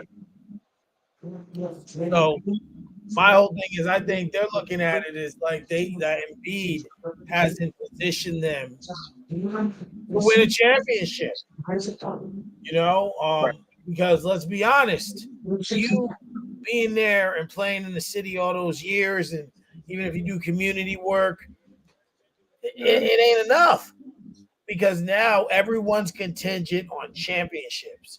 That's how everyone's defining legacies, and the fact that you won't be forthcoming about your health and be a part of it. Like, but to me, if you're not healthy, you're not healthy, right?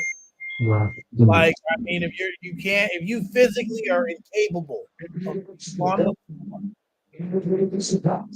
okay, so I know we got the other piece, but I feel like that should be a separate conversation. So, what Yeah. were your thoughts on the first set of Joel Embiid news? And Raj, if you want to go first, unless you want R&B to go first. Yeah. Yeah. I'll go first. Just real quick. I'm not gonna be long. See, my thing is this. It just seems like a lot of fans expect championship or bust when it comes down to their stars, right? And we already seen this before. We seen this with Allen Iverson. Like towards the end of his career in Philadelphia, ironically with the 76ers, they were criticizing him. They was criticizing him heavy for him not practicing and how he was acting off the court and things on the court. Like, it was a lot of drama around him towards the end of his career with the 76ers. Now, with that being said, it's pretty much the same with Joel Embiid. It's like now they're expecting him to deliver a championship because that's what they want. And I get it. As a fan, you want to win a championship. But like you said in the beginning, he was injury prone since day one. Like we already know what it is. Joel Embiid is a 7'1" center that does everything, and he's always hurt. And at this point in his career, he's getting worse and worse with his injuries. Like it's becoming longer. So I mean, I can say he have done everything for Philly, right? But in reality, he haven't won a championship. So that's the problem they have with him. And I feel what they're saying, but they also got to take back their expectations. He already got them to the playoffs multiple times. He won an MVP there. Like sometimes it just doesn't happen. Sometimes that championship never comes in that city, or at least not under that name. You know what I'm saying? Like think about this for a second. Knicks fans, right? They they they love Patrick Ewing now, but Patrick Ewing towards the end of his career was not loved.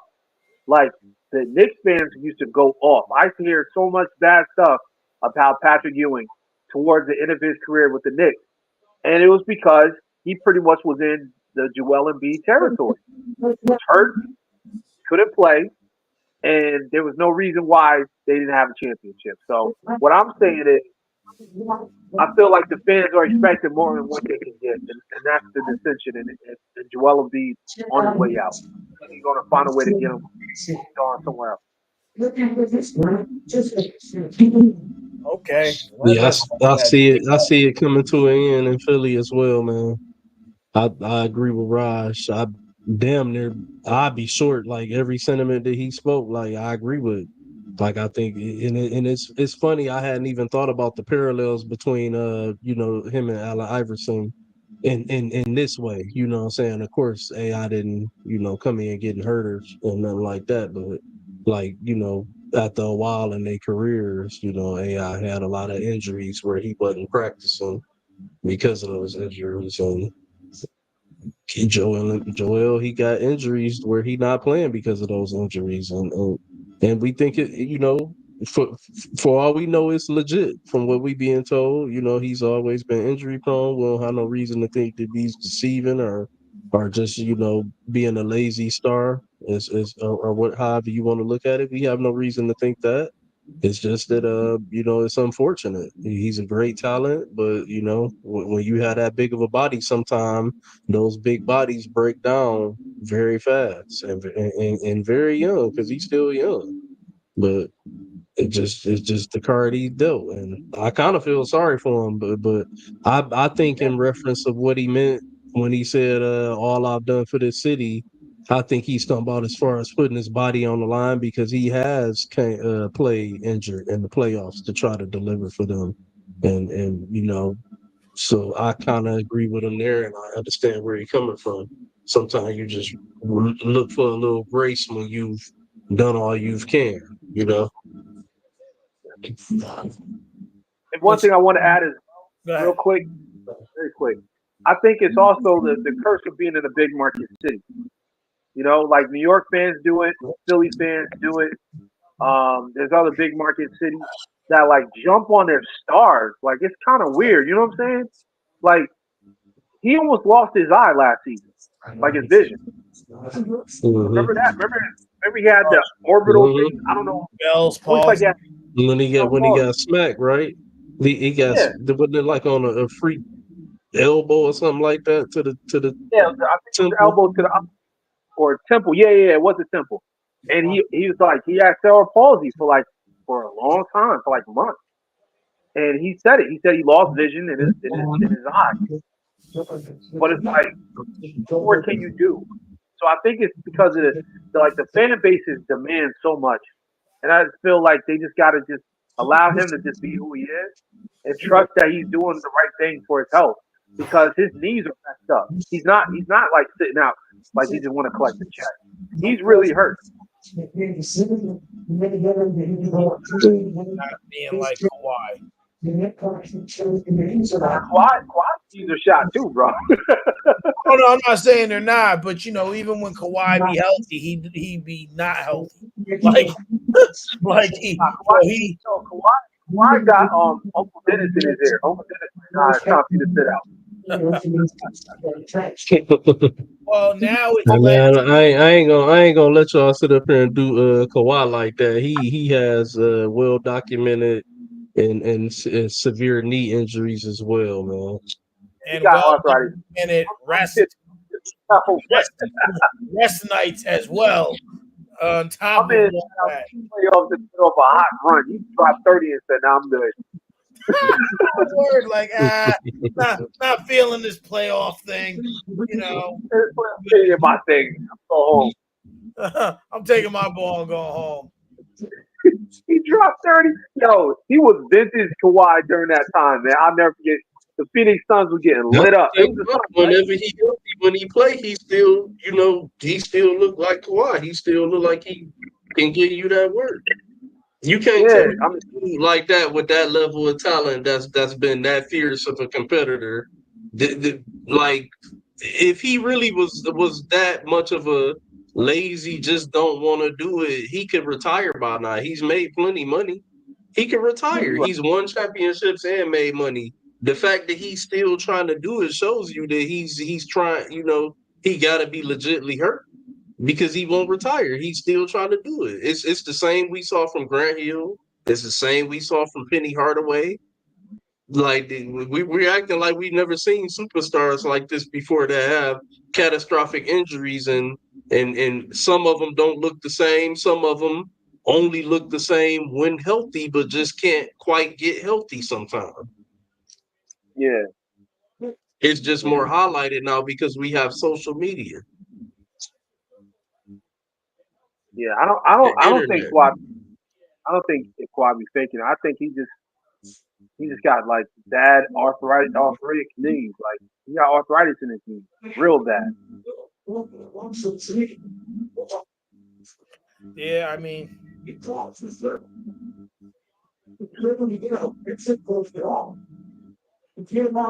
know, you know that's true. You know, and I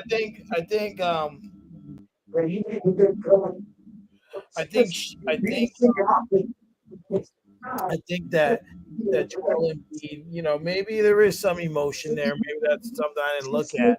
But the other factor is now he's up an investigation by the NBA about his not playing games. What are your thoughts on that? Wait, Say that one more time, Mike. I couldn't hear it. There's like a TV in the background. That's just the game. The NFL had opened up an investigation into him not playing NBA? games. Oh, the NBA. Oh, okay. They're investigating because and I think they've also harped on him saying he's never going to play back to backs again. You know that No, comes with the territory. But what are your thoughts? Maybe that's something because that triggered the NBA to make a move to look into him. Can I take this one first? I'll be short. I Yeah, feel like the NBA is doing what they have to do. Whenever you have a player of this caliber, superstar, probably if not the first or second best center in the league, depending on who you like between him and Joe, you know what I'm saying, or maybe AD at times or whatever, you know what I'm saying. You got to do your due diligence as the league and look into it. But I feel like with his history of injuries that's documented and his struggles with injuries, if it's legit there, if you have a doctor that's saying, hey, this man should not play back to backs, or this man should have this type of rest in between games, or so on and so forth. You know what I'm saying? Just as well as the average man working a job, if he has an excuse from a doctor relieving him of all of his duties or certain duties, should that not be honored? The NBA is a job, right? It's a job, if I'm not mistaken, correct? So you know what I'm saying?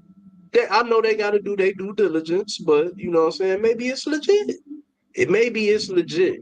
We're in a new era now, just like they do with the quarterbacks and the NFL players with the CTE. We looking at the shit with Tua and all that stuff like that. We in a new era now where we have to do better with protecting these athletes and not just expect them to be out there, you know what I'm saying, when it's a detriment to themselves.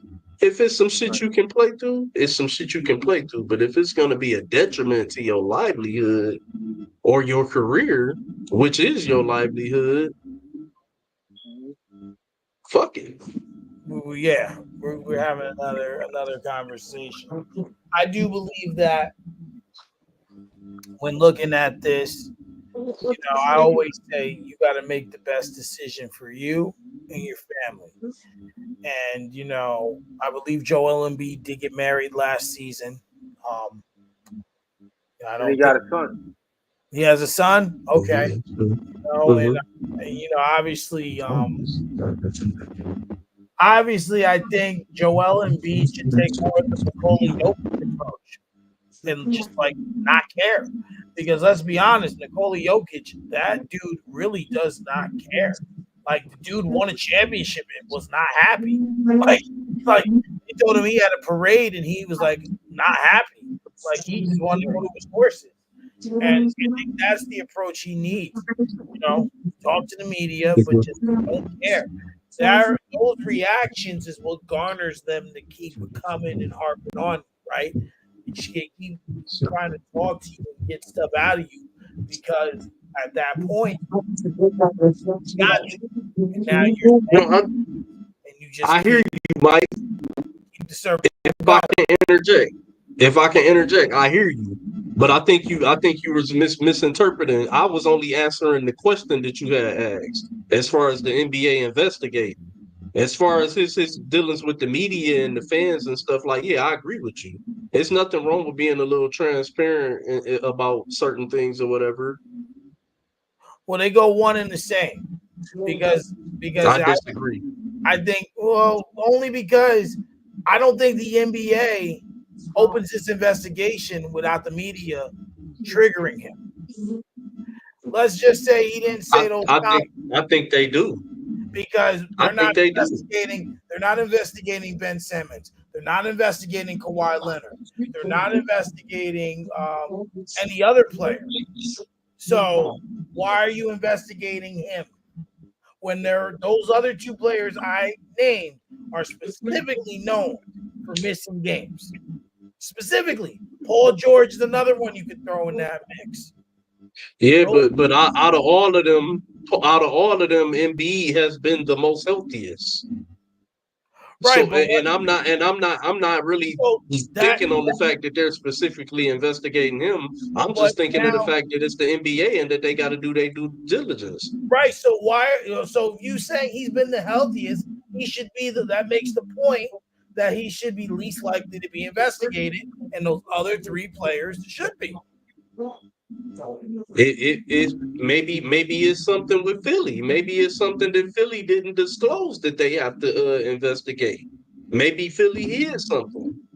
It might not, because you're not gonna tell me that injuries and stuff are not somehow like all of this information doesn't have to go to the higher ups of the league and stuff like that. I'm pretty sure all that stuff had to be well documented and read over and all that type of stuff like that when people are hurt or specific injuries and stuff like that, so they know when someone's hurt. Maybe is this something that Philly didn't report? Maybe or maybe they just suspect because they upset that a black man came out and said, "I'm not playing back to backs." What were we gonna say, Raj? No, I feel there's some type of dissension between the organization and Joel Embiid and the organization and the NBA. You know, there's some type of dissension in there because Joel Embiid's probably protecting his health. Like he's probably told the organization, "Like, listen, I'm really hurt. Like my knees really bother me, especially after the Olympics, right?" Because he pretty much played over 100 games this season. Last season, he played well over 100 games if you include the Olympics. Okay, so there it is, though, the Olympics. Right. Why were you in the Olympics? Which is fact. And that's what I'm saying. I think there's something there when it comes down to issues with the organization and then issues with the NBA. So he's got issues with both of them. You get what I'm saying? Like he's telling them, "Look, I ain't doing back to back. Like that's my decision." And then the NBA is like, "What's going on? Like, why are you not playing? Like, what's happening?" And the organization's probably like, "Listen, he said he's not playing back to back," and they're like, "Well, you got to push him a foot to go play back to back." Like it's probably like that. It's probably like a back and forth, and he's pretty much telling this team he's not doing it. So that's why I think he probably did the investigation. They're trying to figure out, okay, why is it he's playing, but yet he was in the Olympics? You see what I'm saying? Like there's something there. There's something there, and the reason why there's players like Ben Simmons still in the league and the organization is because Ben Simmons, even though he doesn't play, he never played back to back. He just don't play at all. Yeah.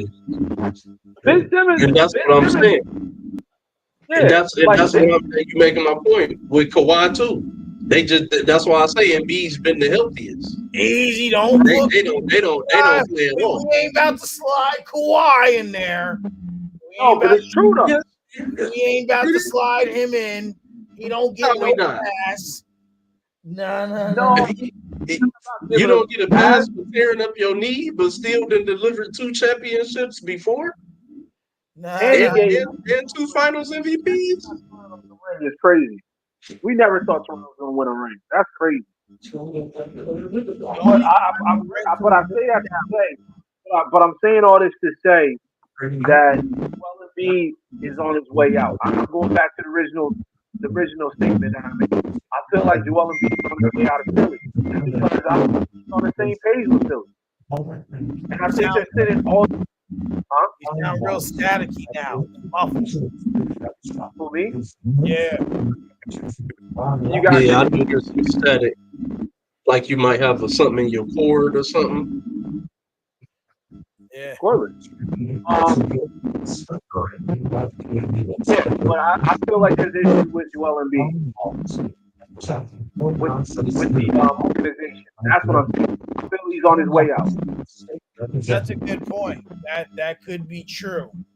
So now it leads to what happened like the next day or the next few days after, where apparently a reporter or a columnist wrote something about I think his mother and his son or his wife and his son, and it's been noted or reported that Joel Embiid put his hand on the guy.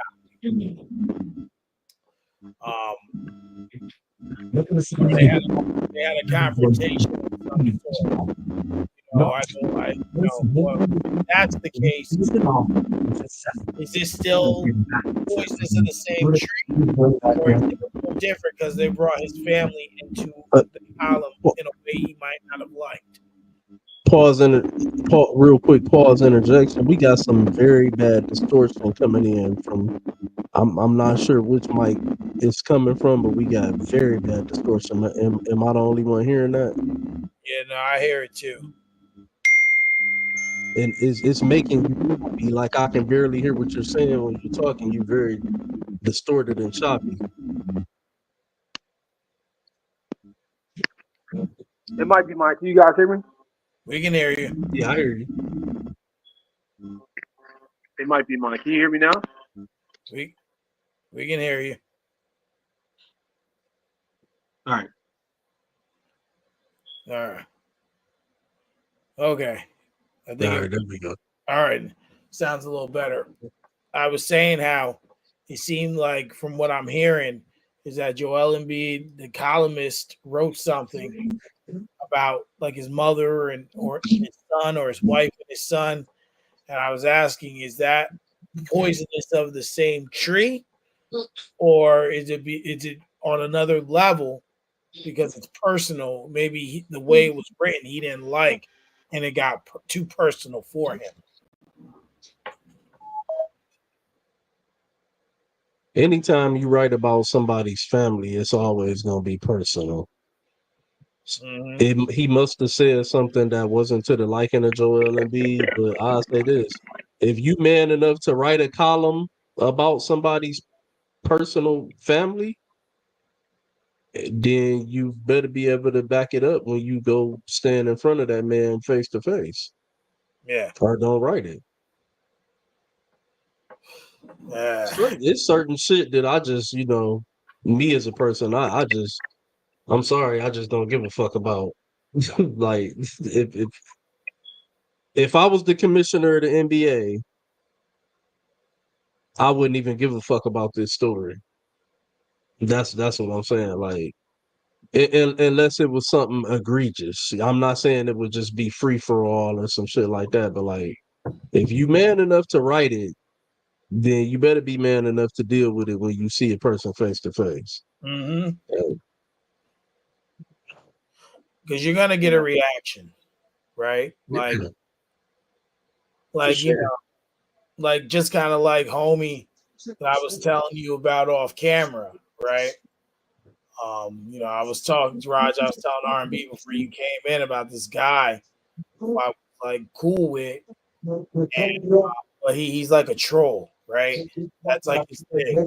It's like, you're 30 years old, 31 years old. Why are you still trolling? And like he got upset because he said to me, "Oh, are you still interviewing people who aren't doing anything?" And I was just like, I kept it simple. Like I'm not gonna stoop down to your level. And he's just like, I said, I'm doing me like you're doing you. He goes, "Oh, you're dick riding and taking the soft road out." I said, "No, I'm just not gonna stoop down to your level of ignorance." And Like he's very successful in what he does. He does rap battles and like put together some stuff. We got one coming up like 2 weeks, or a month from now, rather, to be on YouTube Live and all this different stuff. He's on it, and I commend him for that. But it's just like, yo, you're not gonna bring me down because you're what? What do you have? You're doing stuff, making money, being successful, and you're worried about what I'm doing. You know, um, so it just aligns where people like to take personal shots at you for no reason, or because they want to get you out of your character, or create a narrative for you that makes less that particular individual's upset with me because when he was 3 episodes in the Honest Hour, he wanted to come on, and I told him no. The type of energy he brings, I don't want that on my platform. I don't want that energy around. So I told him, no, I'm not going to have you on. Now he tries to take these shots. So when you do, I just block you. Like, that's all it is.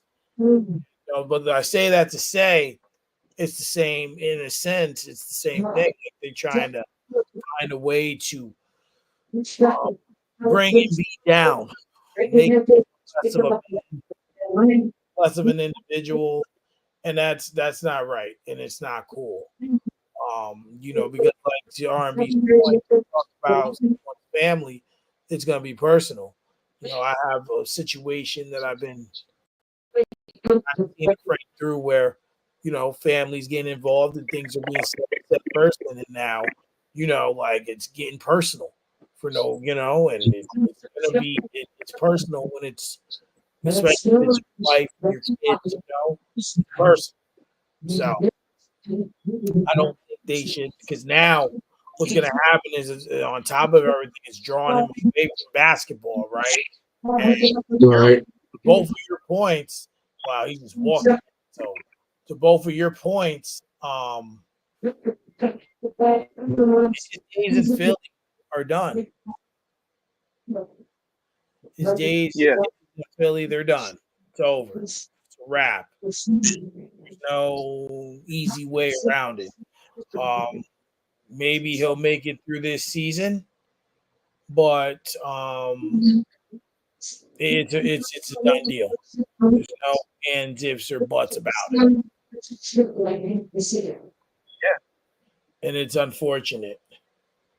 Yes, I feel it's over. I feel like at this point, Joel Embiid pretty much did everything he can do in that Philadelphia uniform, and he can't do anymore. And now you disrespect him, like now you have beat writers saying things personal, taking personal shots, and expecting everything to be cool. No, like if you ever come for me or my family on a personal stuff and it's not about basketball, then I'm coming after you. It's just as simple as that. And you gotta be man enough, just like you was man enough to write that article. You gotta be man enough to face the consequences. And whoever wrote that is a piece of crap. Because at the end of the day, you can feel whatever type of way you want to feel about him on the court.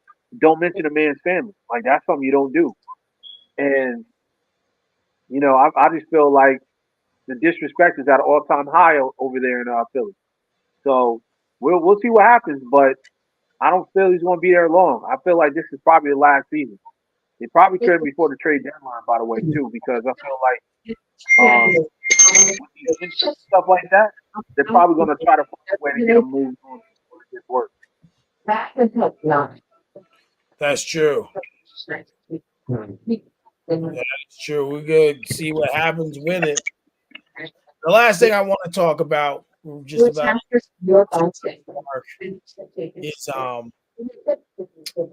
the Milwaukee Bucks. Lord, I mean, I haven't really like.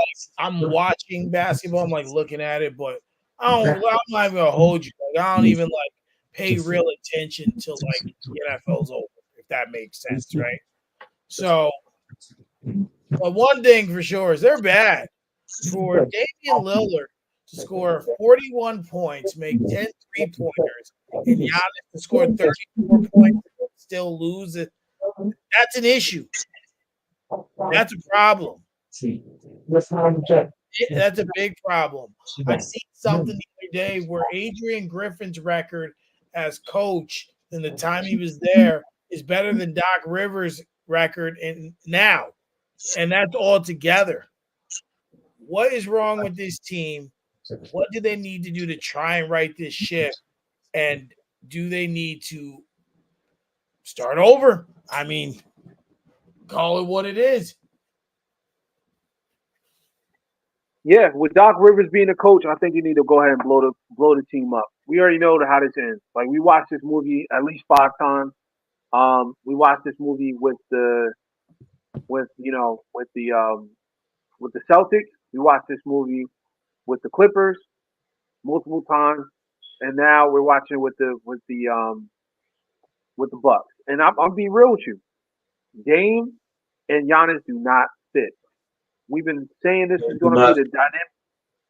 They do not fit. They're a bad fit together. I feel like Dame can score 40, and Giannis can score 40, and they'll still lose.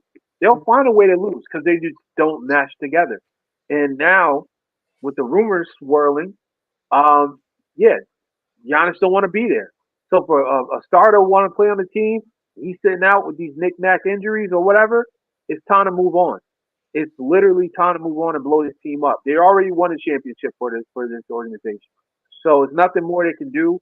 And I feel like at this point, Giannis's contract, even though it's like a really super max deal, I think they can still move him. Like I feel like a team that he can possibly contend with will pick him up. So Here in Golden State. I don't want to see that. I don't want to see that. I'm hearing it might be a strong possibility. I really don't want to see that. But yeah, Golden State is one of the teams that's on the list. Yeah, I think it's time to move on from this Giannis and Dame project and allow Doc Rivers to just be Doc and fall apart. Essentially become a podcast after this gig. I would think that Golden State gives him a better chance to win, but I still feel like it ain't the right move. Much like I think Steph Curry's a little easier to play with because he shoots more, right? Like he's just more like like when people say he's one of the greatest point guards ever, I laugh at that sentiment because he doesn't play the position in the true sentiment way. Steph Curry's more of a shooting guard, right? To me, I see him as a point guard. But and then that's fine. What are you doing, Mahomes? My Lord. And that's fine. But when you talk about the traditional way of the position, he's not a point guard. A lot of guys aren't point guards if you're talking the traditional. Like, Why guys, not? Does he run the offense? We know that Draymond is the de facto point guard, but does Steph run the offense? Does he set players up? Does he get assists? He does. Yeah, but that doesn't mean it's traditional. I think we pay so much attention to the greatness of Steph and his shooting that we don't pay attention to the other elements of his game. For years, people felt like he couldn't finish at the rim strong. I felt like he's one of the best finishing point guards in the league at the rim, outside of a Kyrie or something like that. Oh, well, People caught him late. Well, Kyrie's another monster. We know that when it comes to that kind of stuff. I think you have different styles of point guards. Some point guards are your traditional, Russell Westbrook's, what I'm saying, Ron Harper's gonna run the offense, set everybody up, Chauncey Billups get a good shot every time. Then you have some point guards who are more score first mentality, but they still have the ability to set their teammates up. They just do it better once they get themselves going, like a Derrick Rose. Derrick Rose was a point guard. He just was a score first point guard. I mean, you Lakers could look at it that way. That's not a wrong way to look at it. I just see I just see him more as as a two guard. That's just how I look at it. For Giannis, though, I think he'd be easier to fit into with Steph than Dame because Steph is also able to play better off the ball. You know, Giannis needs the ball. Dame needs the ball. But they're not good at playing off the ball. That's the issue. And you're asking one of those guys to play off the ball.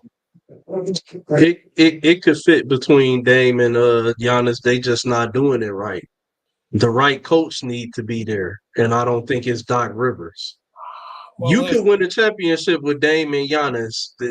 You would be a fool to let Giannis get up out of there and break this up without actually going out and doing your due diligence and doing this the service it deserves and getting the right coach in there that would know how to implement a system. Who To would you who would you who would you pick as coach? I ain't gonna lie. I would probably oh damn, Budenholzer already with somebody, ain't he? he's with Yeah, Phoenix. So what, you bring him back? Well, he's with I would. Phoenix, so I would bring him back if I could I because don't really know who's on the market, but you what gotta about for one man? look at Jamal Murray and Joker. You see how they play off of each other?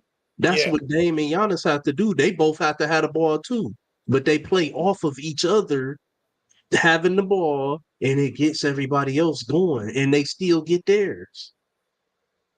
Yeah, that's true. It's just I just that, Raj. yeah no I was gonna say I do feel they do need a new coach. I just don't know who it is.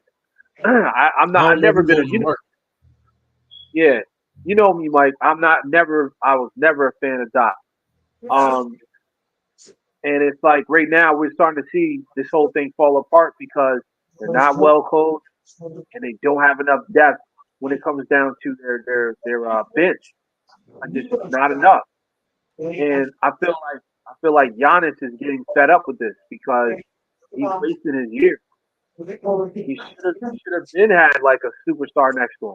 Like I don't know why people consider Chris Middleton an all star and he's always hurt. Like I don't know. I feel like They, there's got to people fall in love with the moments. They fall in love with the moments that they've seen out of Chris Middleton when he wasn't hurt. And that's what always lead people clamoring for more when a person is hurt. Example, your Kawhis and stuff like that. yeah. Do you guys believe that Mark Jackson could get what's needed out of these two players? He blackballed though. They not going. That would be a great candidate, but he's blackballed. They not gonna give him a chance. I'd be Then surprised to see that, bro. They went and got Doc Rivers. Did please tell me? yeah, Please tell that me says you enough. saw that They catch. not gonna give Mark a chance. Please tell No, me I you missed saw it. that catch. I missed it. Yo, There's that. yeah, that catch was elite. That was some elite shit. Like legit. Yeah. 3 dudes caught that That's ball. my dog. That's my dog. I got him in my fantasy. So yeah, you That's know. what. That's But you're right. You're right. They're Hey, not going to give him a chance. But that wasn't the question. The question was, can he get what's needed out of them? I believe he could. It's I unfortunate they think he. won't give him an opportunity, man. Hey, I you think know he. who I'm sitting here thinking about though? How old is George Curl? Is George I think George Carl's too old. Yeah, I think he's like, He's like close to 80, or is he's he? in his 80s. Damn. Yeah, he's got to be. Yeah, because Popovich is like 70 something. Yeah, homie was coaching back in the 80s, like 80, 89. But George Carr would be a type of coach you want to He's coach 70, Giannis. he's 73 years old. Oh damn, I was way off. Oh, I will call George Curl. Yeah, I'll call him. Pop's still I, out here. yeah, well, Pops he's taking a He's rest. got, yeah, he's got some health stuff going on. You know Yeah. who will be a real good coach, even though I don't think he'll ever coach again. Um, Jeff Van Gundy. Either Van Gundy. Well, he's been up for candidacy for some coaching jobs over the past couple years. Oh, but there's Like Hopkins keep it for the touchdown. touchdown. Keep it a stack. Is he blackballed? Who's that? I don't think so. Because Van at least Gundy. he getting calls. Which one you talking about, Jeff or Stan? I'm talking about Jeff. This was the skinny one. Jeff. Jeff. Okay, not him. Not him. Uh, the big one. Stan. Mark. Stan. I keep saying Mark. Stan Van Gundy. Is he blackballed? He's not getting any calls. I don't think so. He just sucks. He's not a good. He created a complete debacle in Detroit. I don't understand how he got a job after Detroit, and then how he blew that shit in Orlando. No, you all right? Did he not coach up? Did he not coach up Dwight Howard in Orlando? Man, you supposed to got more out of that situation than he did. Think about Yeah. think about the last hurrah before I think Stan Van Gundy had got fired. They had Gilbert Arenas, Vince Carter, Dwight Howard. Who else? I think was Turkoglu still there. Yeah, They Turkoglu had was a there. squad and completely underachieved. Didn't even get out of the first round of the playoffs. Yeah, but it And all was Jason out of Richardson, I prime, think, was on bro. that team. They weren't in their prime. Nah, they wasn't. They wasn't. But still. So That's what I'm saying. Like what? I don't know. My expectations for certain athletes. What I'm saying. Okay. Let me put it to you this way. I feel like Stan is Stan, right? Magic's coach, former Magic coach. I feel like Stan can teach Giannis how to be a big man, like how to do what Dwight Howard did, basically. Stan ain't the guy. You know why? Why? We already starting to see that Giannis is a little bit sensitive there. Stan But is that's the type that's gonna be in your ear all day. And Shaq, D Wade, they make jokes about him. They talk about how irritating Stan Van Gundy is all the time from the Miami. Remember he was the coach of Miami the year before Pat decided to let him go and come down. They yeah, but say Stan Van Gundy is very, in your ear, irritant. mm, I don't think Giannis will take to that. He already then got coaches fired. but oh man, but then that's the case, and nobody can coach him. He's gonna have to fall into a new situation because I'm thinking like, all right, I'm thinking old school type of coach, like a Stan Van Gundy. I'm not saying Stan, but I'm saying coaches like Stan that don't mind yelling at his players, telling them who they are, telling them, listen, if you don't get your ish together, you're going to sit out this game. Like, you don't care if you're a superstar or not. Like, that's what Giannis needs in his life. He needs that type of structure because the problem is he got all the talent in the world. He just plays like he doesn't really care anymore. He averaging like 30 something points a game right now. Like like I said, it's the talent. He's talented. But what I'm saying is like, okay, for instance, do you remember before they won a championship how dominant he was? Yeah. Do you think he still plays dominant like that right now? Yes. I think that that the team is just not. They've gotten older and they haven't rebuilt. And then you traded away Drew Holiday, who was your young defensive point guard that fit right along with Giannis and the team, and you brought in Damian Lillard, who's not known for playing defense, but a hell of an offensive weapon. Yeah, I don't know. This team is so away. Well, They're not going. you said what? I said they're not. The team is not going anywhere. The current team they got, they're not going nowhere. No, No, I think no. they lost. Let me check. yeah, they 1-4, Yeah, they lost tonight by 2 points. Wow. so they 1-5, Yep. 1-6. 1-6. Wow. Yeah, they're not doing. Sound like someone's got something dying there. It's Well, mine. gentlemen, we're a little bit over, but it's all good. Is there anything else you gentlemen would like to cover before we log out for this evening? Yeah, real quick, I'm gonna be short with it. I want to know what y'all thoughts are on it. Did y'all see the whole situation with Stephen A. Smith and Kevin Durant Again? What happened again? now? I don't know what triggered Durant to go off, but he went off in the media basically saying how he don't fuck with Stephen A. Never have, he a clown and some shit. And Stephen A. responded today on First Take, but he didn't like disrespect him or nothing like that. Now he said that he was going to continue his response on the Stephen A. podcast. I haven't watched that yet, so I don't know what he said on there because he can get a little bit more, you know, Raunchy on there.